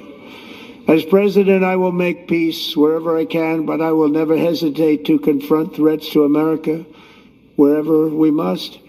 That's why in a breakthrough operation last June, the United States military obliterated Iran's nuclear weapons program with an attack on Iranian soil known as Operation Midnight Hammer.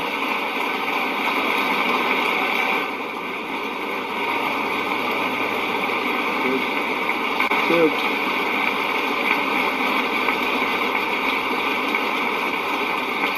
For decades, it had been the policy of the United States never to allow Iran to obtain a nuclear weapon. Many decades. Since they seized control of that proud nation 47 years ago, the regime and its murderous proxies have spread nothing but terrorism and death and hate. They've killed and maimed thousands of American service members and hundreds of thousands and even millions of people. with what's called roadside bombs. They were the kings of the roadside bomb. And we took out Soleimani. I did that during my first term. Had a huge impact. He was the father of the roadside bomb.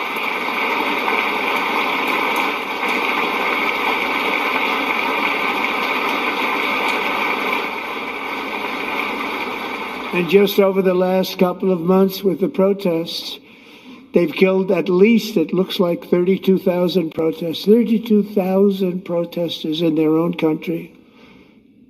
They shot them and hung them. We stopped them from hanging a lot of them with the threat of serious violence. But this is some terrible people. They've already developed missiles that can threaten Europe and our bases overseas, and they're working to build missiles that will soon reach the United States of America. After Midnight Hammer, they were warned to make no future attempts to rebuild their weapons program, and in particular, nuclear weapons. Yet they continue. They're starting it all over. We wiped it out, and they want to start all over again, and are at this moment again pursuing their sinister ambitions. We are in negotiations with them. They want to make a deal, but we haven't heard those secret words. We will never have a nuclear weapon. My preference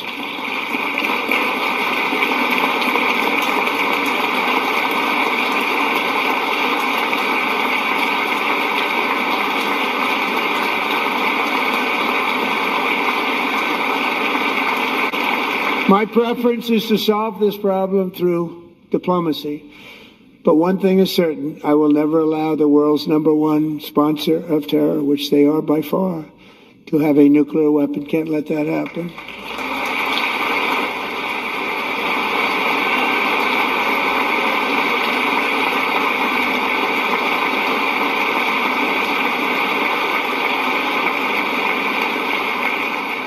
And no nation should ever doubt America's resolve. We have the most powerful military on earth. I rebuilt the military in my first term. We're going to continue to do so.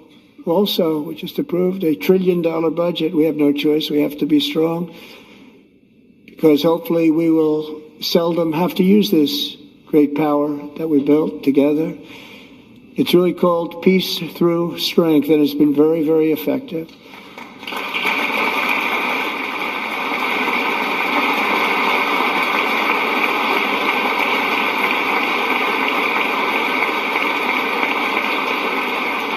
So thanks to Republicans in Congress who are investing that record number of dollars, have no choice, in the United States Armed Forces. Also creating a lot of jobs, but we're not even doing it for that reason. Because as I said, we have more jobs, more people working today than ever before in the history of our country. And NATO countries are friends and allies. They are. They're our friends and they're our allies. Have just agreed at my very strong request to pay 5% of GDP for military defense rather than the 2%, which they weren't paying. We were paying for almost all of NATO. Now they're paying 5 as opposed to not paying 2.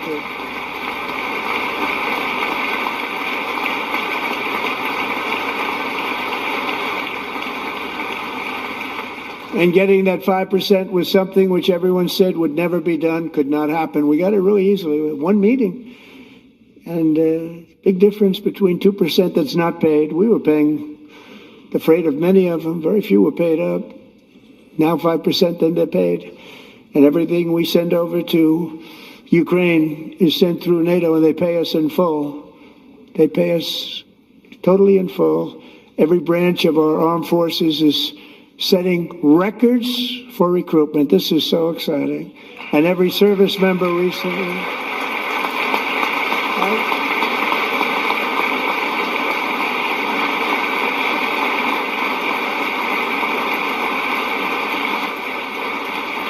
And every service member recently received a warrior dividend of $1,776.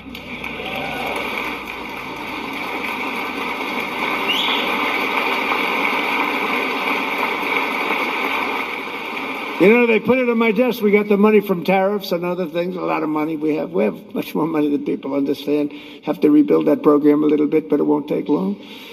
But we got the money, and it was $1,775, and they wanted my approval. And I said, what's the number? $1,775. I said, wait a minute. For one more dollar, we can have $1,776. It's going to I said, we're going to figure that. I never asked anybody if we could afford it. One more dollar. I said, $1,776. And I said, that's good. And I'll tell you what, our military, that was 4 months ago, our military, I never see a person in the military that doesn't thank me for it. So we're honored to do it. They deserve it. And we call it 1776. It was great. And we love our military. We love our law enforcement. We love our firemen. You know, the firemen don't get mentioned enough. We love our firemen. We're also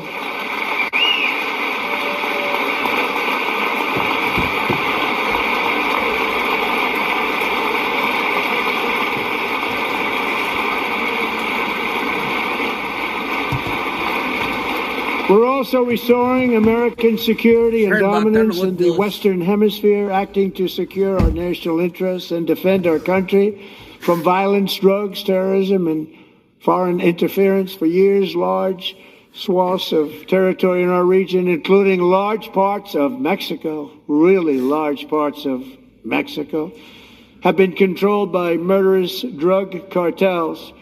That's why I designated these cartels as foreign terrorist organizations, and I declared illicit fentanyl as a weapon of mass destruction.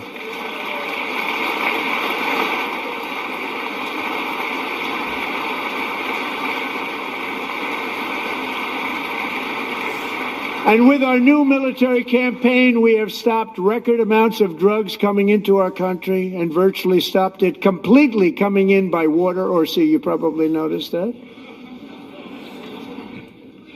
We very seriously damaged their fishing industry also. Nobody wants to go fishing anymore.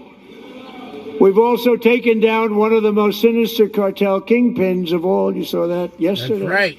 That's funny. In January.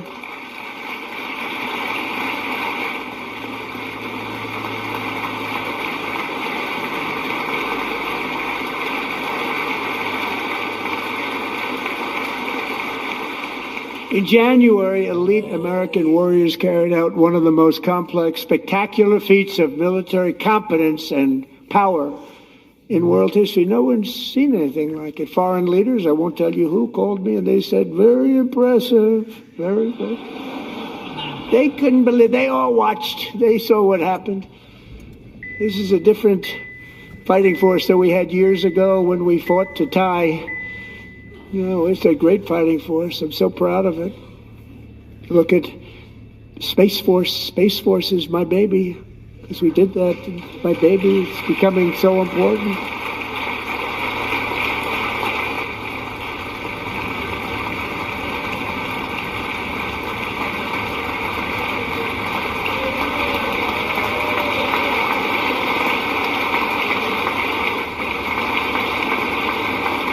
And America's armed forces overwhelmed all defenses and utterly defeated an enemy, good fighters, to end the reign of outlaw dictator Nicolas Maduro and bring him to face American justice.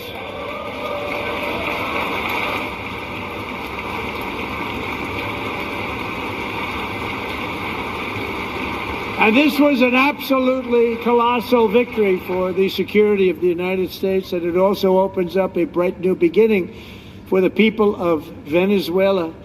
We're working closely with the new president of Venezuela, Delcy Rodriguez, to unleash extraordinary economic gains for both of our countries and to bring new hope to those who have suffered so terribly. They really did suffer. With us tonight is Alejandro Gonzalez. She grew up in a tight-knit Venezuelan family and was especially close to her beloved uncle Enrique.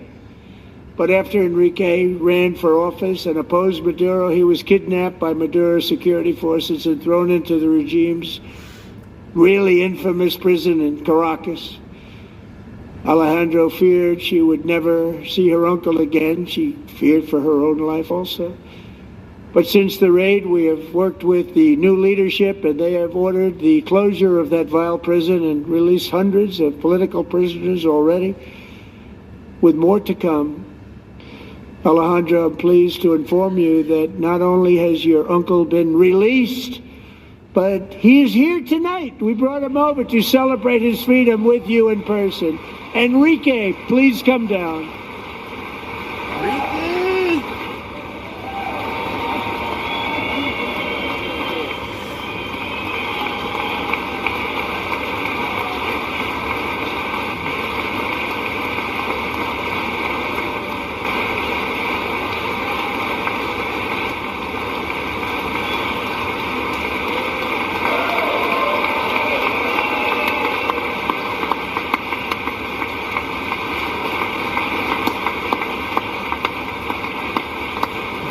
YouTube, knock it off.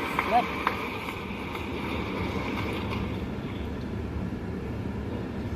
Thank you, Enrique. Have a good time.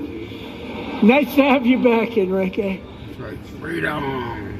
There were many heroes on that January raid to capture Maduro. Really great heroes. It was very dangerous. They knew we were coming. They were all set. But the deeds of one warrior that night will live forever in the eternal chronicles of military valor. Chief Warrant Officer 5, Eric Slover, planned the mission and was the flight lead in the cockpit of the first helicopter. A big, beautiful, powerful helicopter. It was a massive Chinook carrying, as you can imagine, many American warfighters. Wearing the dog tags his wife Amy had blessed with holy water before he left. She knew it was going to be a rough one.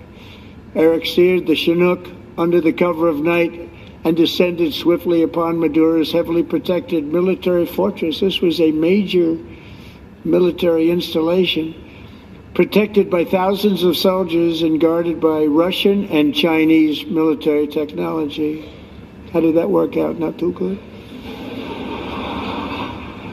While preparing to land, enemy machine guns fired from every angle, and Eric was hit very badly in the leg and hip, one bullet after another.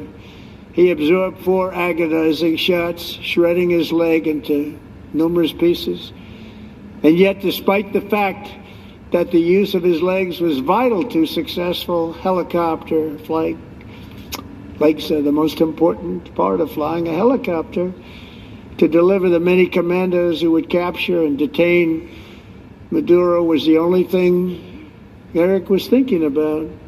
Then, even as he was gushing blood, which was flowing back down the aisle, the helicopter lands at a steep angle. The machine guns stood right in front of him. They were right in front of him, 2 machine gunners who escaped the wrath of the previous planes. Eric maneuvered his helicopter with all of those lives and souls to face the enemy and let his gunners eliminate the threat. Turned the helicopter around so the gunners could take care of business, saving the lives of his fellow warriors from what could have been a catastrophic crash deep in enemy territory. Only after safely landing the helicopter with all the warriors aboard in the exact right spot, which was vital to the mission. We probably would have had to maybe cancel the mission if that didn't happen. Eric told his co-pilot, also wounded but not as gravely, to take over. I'm about ready to pass out.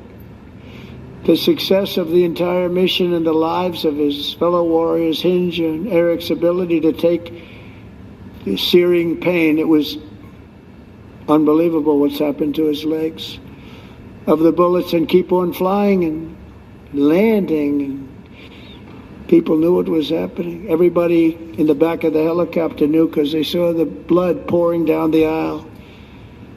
Chief Warrant Officer Slover is still recovering from his serious wounds, but I'm thrilled to say that he is here tonight with his wife Amy. Eric and Amy, come on in.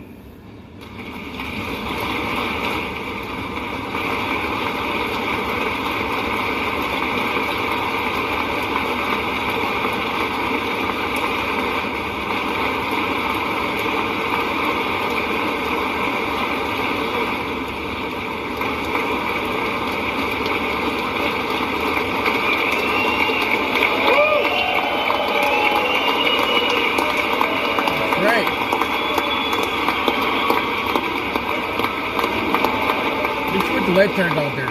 You want to place a wedge.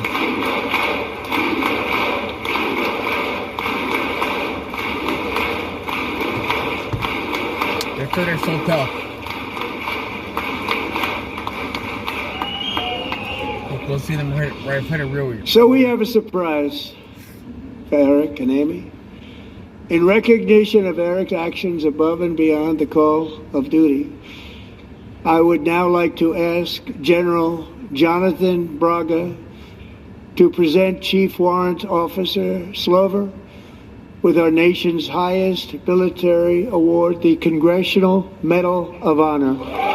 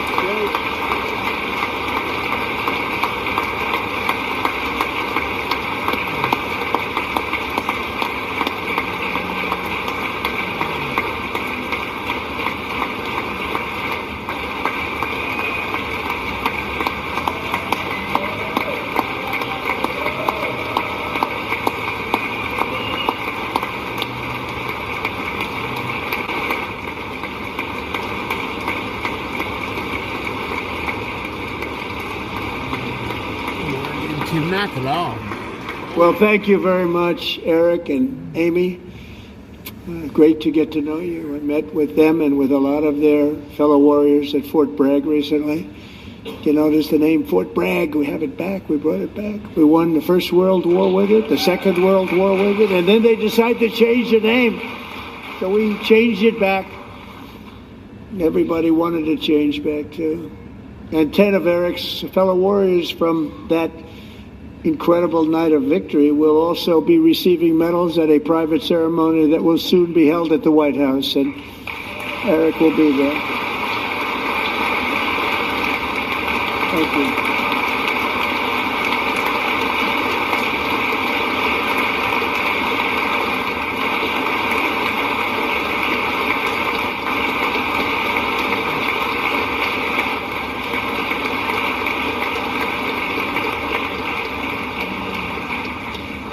Thank you, Eric. That's a big one. Tonight we've celebrated many truly extraordinary American patriots, but there is one last living legend to honor before we go. He is one more heroic American aviator, Navy fighter pilot. Royce Williams served in World War II, Korea, Vietnam, flying more than 220 missions.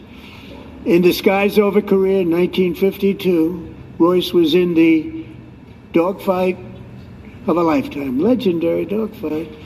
Flying through blizzard conditions, his squadron was ambushed by 7 Soviet fighter planes. It was his first aerial combat of the war, and despite being massively outnumbered and outgunned, Royce led the takedown of 4 enemy jets and almost destroyed the others, vanquishing his adversaries while taking 263 bullets to his own plane and being seriously hurt. His story was secret for over 50 years. He didn't even want to tell his wife, but the legend grew and grew. But tonight, at 100 years old, this brave Navy captain is finally getting the recognition he deserves. He was a legend long before this evening. Royce, please stand up, and I will ask the First Lady of the United States to present Captain Royce Williams with his Congressional Medal of Honor. Amen.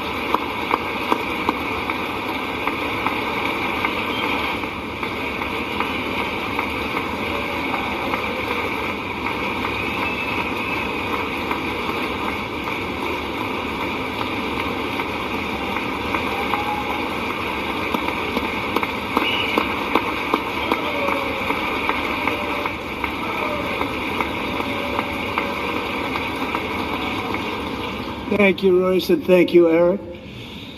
I've always wanted the Congressional Medal of Honor, but I was informed I'm not allowed to give it to myself, and I wouldn't know why I'd be taking it, but if they ever open up that law, I will be there with you someday.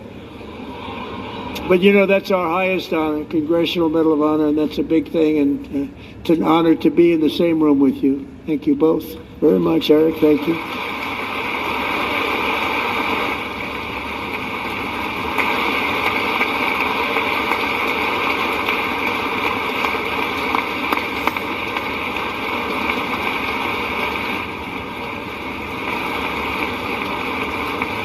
Thank you. 250 years is a long time in the life of a nation, but in another sense, it's really a mere moment in the eye of history. Two of the gentlemen we met in the gallery this evening took their first breaths 1 century ago, 100 years before that, on July 4th, 1826, the author of the Declaration of Independence, brilliant, Thomas Jefferson, drew his last breath. Just a single long human lifespan separates the giants who declared and won our independence from the heroes who stand among us tonight. Everything our nation has done, everything we have achieved, has been the work of those few great lifetimes.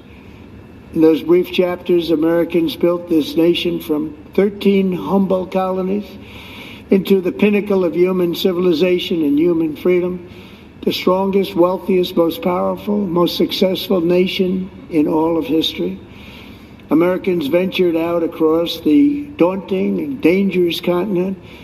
We carved paths through an unforgiving wilderness, settled a boundless frontier, and tamed the beautiful but very, very dangerous Wild West. From empty marshes and wide open plains, we raised up the world's greatest cities. Together we mastered the world's mightiest industries and shattered history's monstrous tyrannies. And we liberated millions from the chains of fascism, communism, oppression, and terror. Americans lifted humanity into the skies on the wings of aluminum and steel. And then we launched mankind into the stars on rockets powered by sheer American will and unyielding American pride. We wired the globe with our ingenuity. We captivated the planet with American culture. And now we are pioneering the next great American breakthroughs that will change the entire world. All of this and so much more is the enduring legacy, unmatched glory of the hardworking patriots who built and defended this country and who still carry the hopes and freedoms on all of humanity's backs. For years they were forgotten, betrayed, and cast aside, but that great betrayal is over and they will never be forgotten again, because when the world needs courage, daring, vision, and inspiration, it is still turning to America. And when God needs a nation to work his miracles, he knows exactly who to ask. There is no challenge Americans cannot overcome, no frontier too vast for us to conquer, no dream too bold for us to chase, no horizon too distant for us to claim. For our destiny is written by the hand of providence, and these first 250 years were just the beginning. From the rugged border towns of Texas to the heartland villages of Michigan, from the sun-kissed shores of Florida to the endless fields of the Dakotas, and from the historic streets of Philadelphia to right here in our nation's capital, Washington, D.C., the golden age of America is upon us. The revolution that began in 1776 has not ended. It still continues because the flame of liberty and independence still burns in the heart of every American patriot. And our future will be bigger, better, brighter, bolder, and more glorious than ever before. Thank you, God bless you, and God bless America.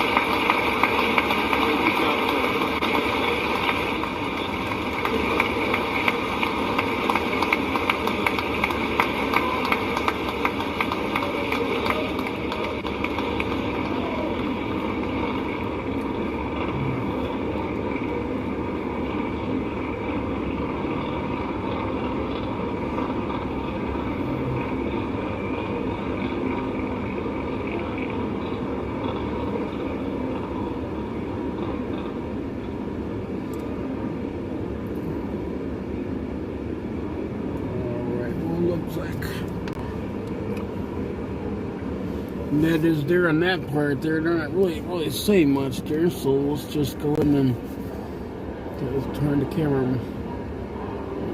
here real quick. We'll keep it on, but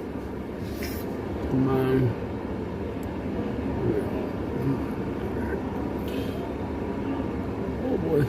Some great patriotic moments tonight as the Commander-in-Chief delivered the State of the Union address on that House floor. Really remarkable. So many highlights, Matthew, with Buddy Taggart. He will be 100 years old on the 4th of July, serving in World War II, and his fellow pilot, Royce Williams, World War II, Korea, Vietnam veteran, receiving that Medal of Honor right after Eric Slover, the chief head. So. What is everybody doing tonight? How's everybody doing? You know, God is good. We're Allah. You know, really, we can't really complain. Really can't. God is good, man. I'm really telling you. You know? All you guys I thought you would never see me again for a while. But guess what? I'm back. I ain't going nowhere. I ain't dead. Still here. I am still here. That means y'all get to see me again still. Oh, poor little babies. You don't get to see me, man. It's alright, I don't mind seeing y'all. But we're gonna make America great again, man. We gotta get out there, we gotta get involved, we gotta go and vote. We can't sit around and not do nothing. That's how it works in life, people. Now, if you guys want to sit around and do nothing in life, be lazy, then it's on you. Kiss your country goodbye. I mean, I think Trump is the best, basically the best president history-wise. I think so. I think President Trump is doing an awesome job. His team is. But, see you all. Now it's your turn. It's your turn. It's your turn to shine. It ain't your time to sit around and be lazy and be fat. It's time to shine. Gotta go out there and do your part. Get involved. Be proactive. You don't have to have money. All you gotta do is have a voice that God gives you. 10 little fingers. 10 little toes, you know. 2 hands. 4 teeth. Those 2 feet. Yeah, 2 feet through. Yeah, you all could do it. You just gotta go out there. That's all. You gotta go out there, talk to your neighbors, man. You gotta encourage your neighbors, go out there and vote. You know, you gotta sit down with the Karens, lictards. You gotta pray with them. You know, they're asking for the Lord in life. They really are. They are asking for the Lord. It's what they're doing. And I know they are. They're begging for the Lord. But they just don't want to do it.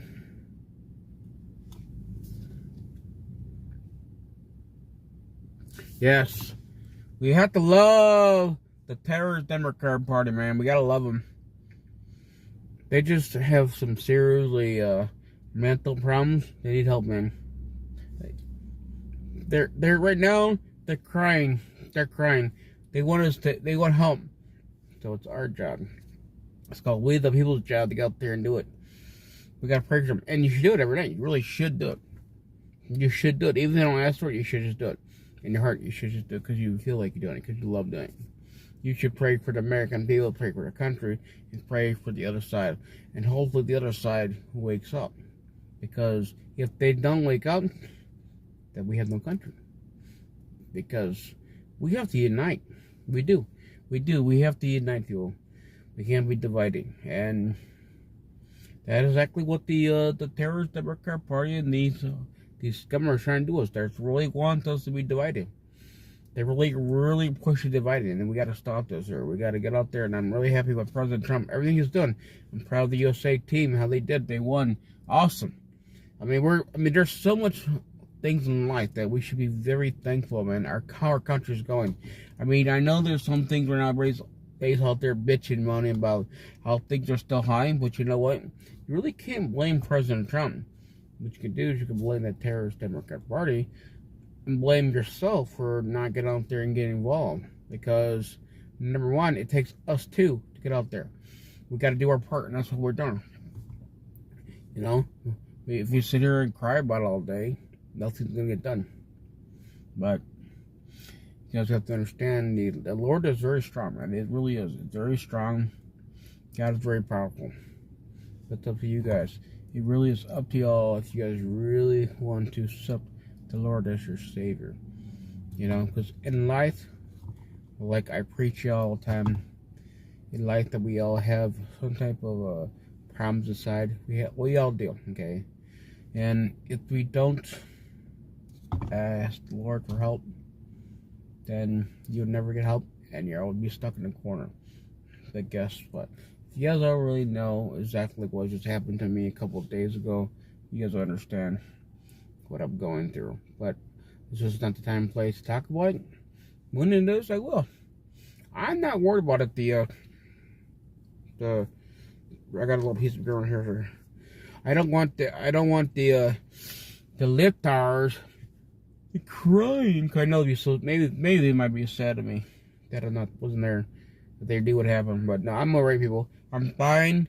We're gonna make America healthy again, and we gotta get out there and get our hind ass out there and get out there and do our part. We got to get the money, fueled. I mean, I hate to keep saying this to y'all. We do need $2,000. I mean, really, spring is around the corner. We got summertime coming around. If you guys really want me to go do things here, we need the money. I mean, I plan actually. Damn, grab one. I'm actually planning going. I'd like to go to Pennsylvania, go see Flight 93. I want to go up there. I really want to go see 9/11. I really like to. I like to do a lot of things.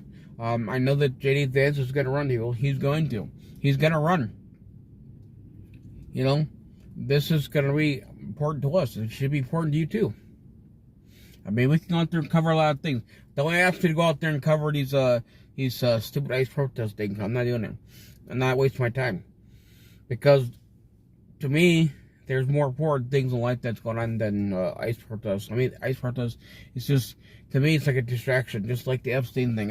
It's just, we got to focus, and get ourselves out here and focus ahead of us what's really going on. Not the bullshit. And so, but I do ask you guys, please pray. Pray for our president, pray for our country.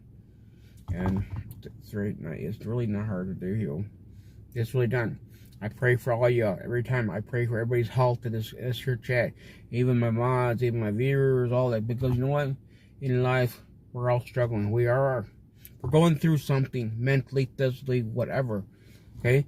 But we need to understand that we got to work together. We shouldn't be judging each other here. We should be working with each other. We should. And that's the biggest thing, is what I'm trying to get across to the other side. We need to work together. But I do hope that you guys really take this very serious and really pray. Because I take it personally. I mean, I love the Lord. I do. I'm very thankful to the Lord. Because, I mean, I could be dead. I mean, I should have been dead. But I'm here. The Lord's got me away from our country. And he got me here for a reason. And there's so much for us to be doing now. So I just ask you guys, please pray. Pray to the Lord. Get on your knees. Ask God for yourself. First in yourself. Okay? And get on your knees. Ask God for forgiveness. That's the first thing you should do. Okay?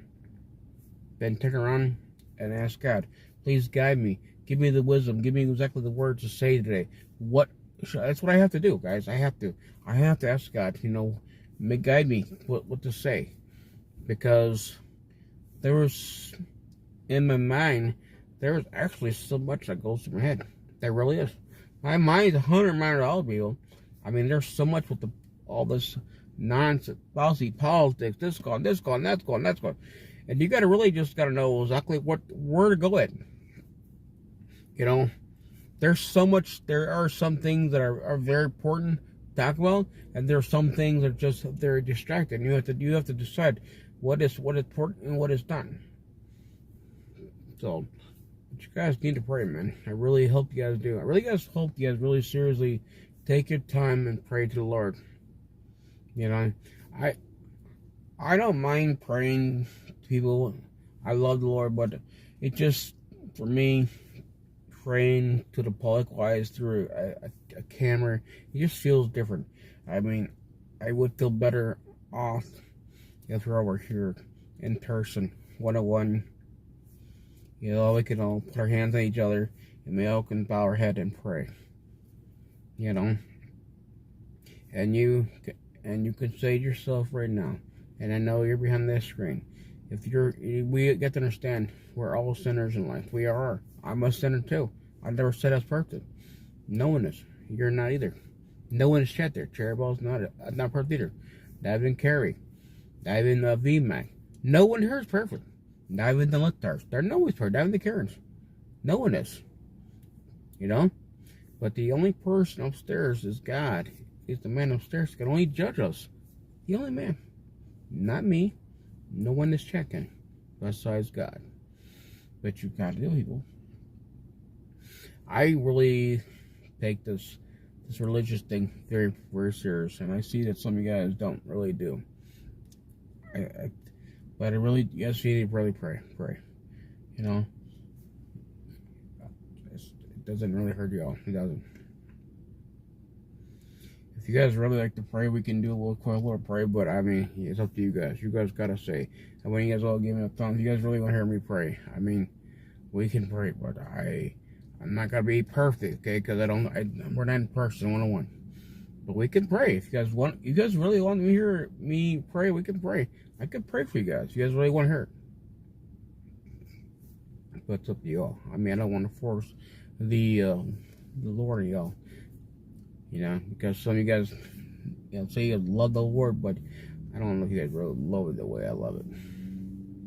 The way I love the Lord. The way that you gotta hear the Lord speak to you and hear it deeply. It makes you really, man, feel good in your heart. The Bible verses and stuff like that. Every little scripture, man.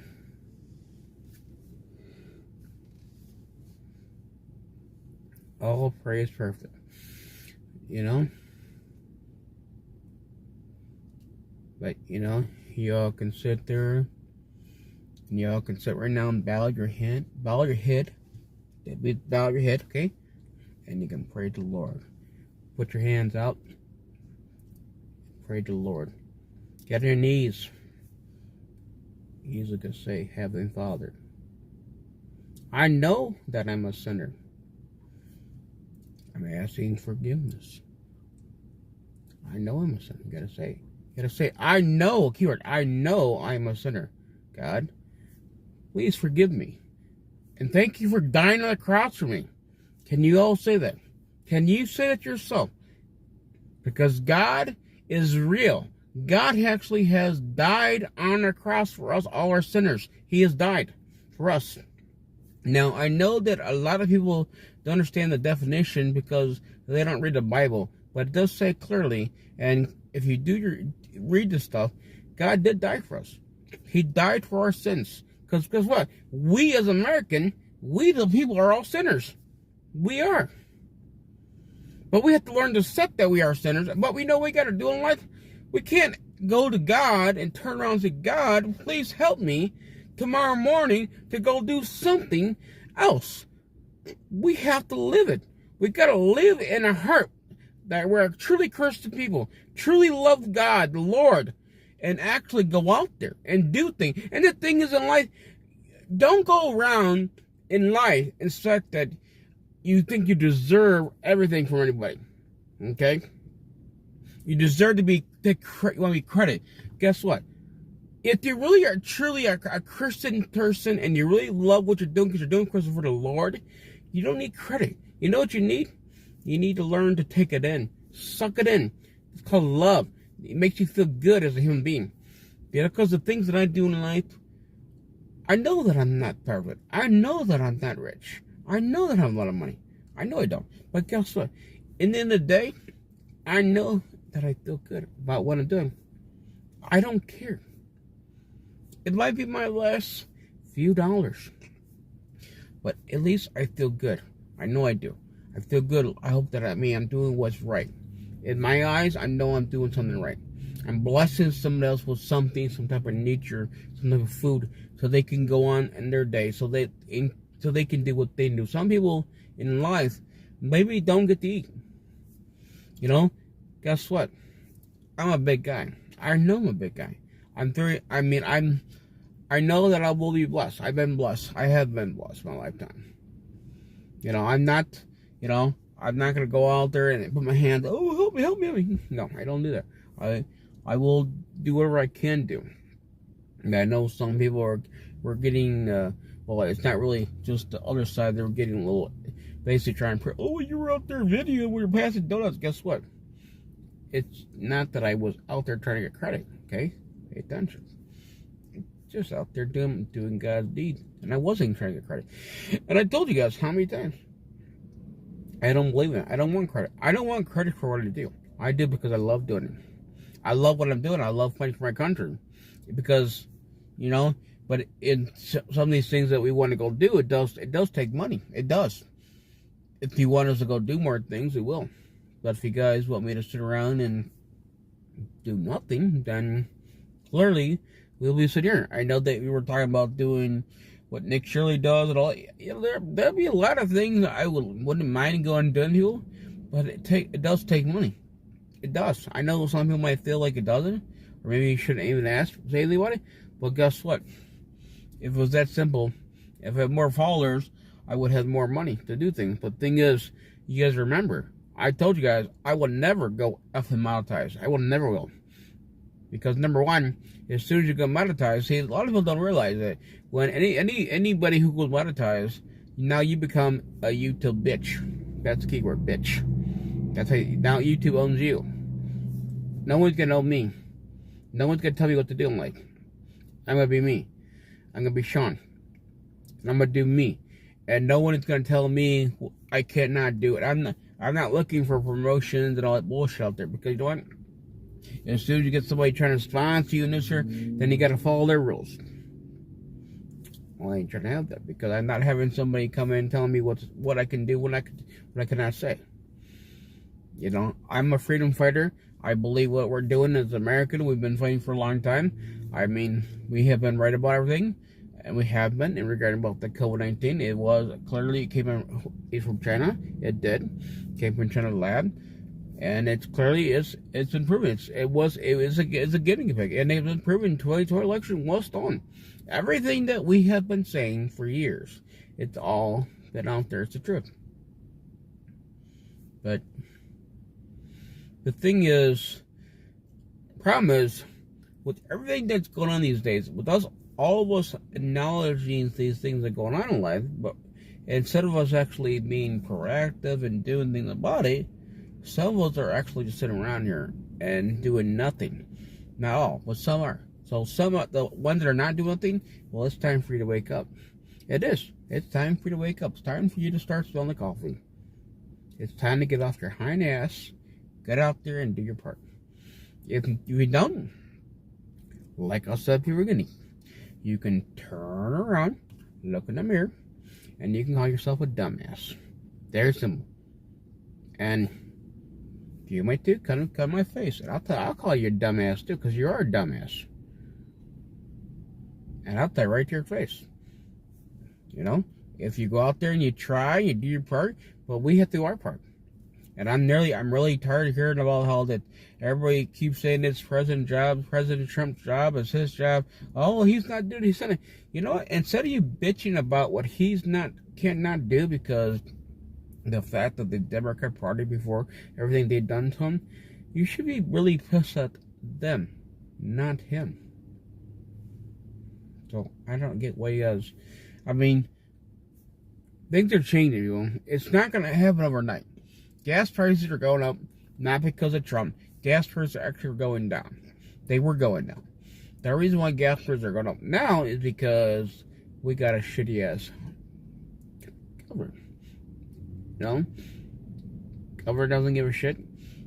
You got the mayor that don't give a shit, and you got the Democrat Party that want the gas price high. So you guys understand, because you guys sit around and don't want to vote these people out. That's why they keep doing this here. They get with murder. And we got Karen DeLetters, and then these people that sit around and they're okay with it. You know why? Because they don't mean shit to them, because it's free. They don't understand what it costs. Gas price. I mean, I know gas prices. It was going down to $2.49, And it's going back up there, but, I just got gas today. Was it 260? I think it's 269. So things are going up and down, people. They are, but you really gotta blame the Democrat Party. You can't blame Trump anymore. I don't want to hear about it's Trump. It's not Trump's job. He's doing everything he can do. It's our job. It's our job to start voting for them. Vote the ones out are not doing their damn job. If you got rhinos in office, vote them out too. If you sit around and on your little fingers all day, don't do nothing, turn around, walk up to the mirror, and call yourself a dumbass. Because that's what you are. You're the lazy dumbass who's not doing anything about the country. You're not even willing to do anything. And then you know what you can do? Pack your shit up and then leave. Leave. Don't come back. And please, trust me, I guarantee that you could find somebody here that will be willing to help your ass out. Pack your shit up. And trust me, you can leave. You can leave and go to another country. Go enjoy where you're going to go to. But don't, I don't want to hear you crying about it when I want to come back. Because you're not. Because after you leave here, you're done. Because you have the opportunity right now to fight for your country. You do. You all do have the time right now. And it's solstice dinner, so it's solstice now. I don't know, what's the weather right now? What is the weather right now by everybody else? The weather. What is it right now by you and the gas prices? Before we go ahead and end the live stream, I'd like to know, what is the weather? Everybody, come on. Where's everybody at? Is everybody already sleeping already? Wake up. It's morning time. You guys don't want me to wake up there. I get loud. Because I got a lot of energy. I do.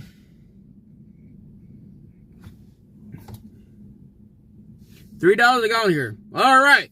What about the weather? You answer one thing. I asked you two. Weather. 31 degrees. 2. Done. Anybody else? Let's go. Wake up.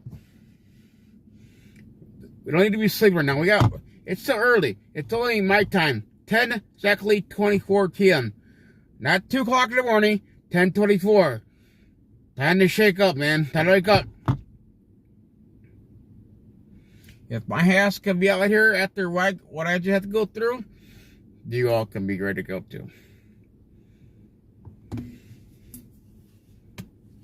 So right now we got Cherry Bell has answered only one question. Everybody here, just Cherry Bell. And we got exactly 90 y'all here.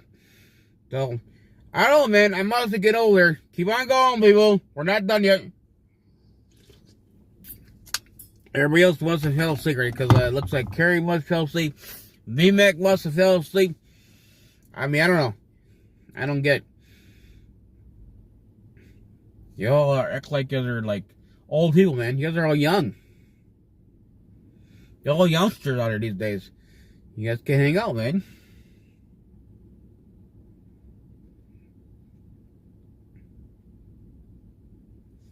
So I'm guessing that nobody wants to talk tonight. They want to talk. I mean, you too, libtards. You're going to answer the question too. No one's going to judge you. What, you think by you telling us your temperature, we're going to find where you live? We know you live in the basement, so temperature's always the same, right? Come on. Your basement is usually always cold, man. Cold. Even if it's a little warm outside, it's always the coldest place to be in the basement.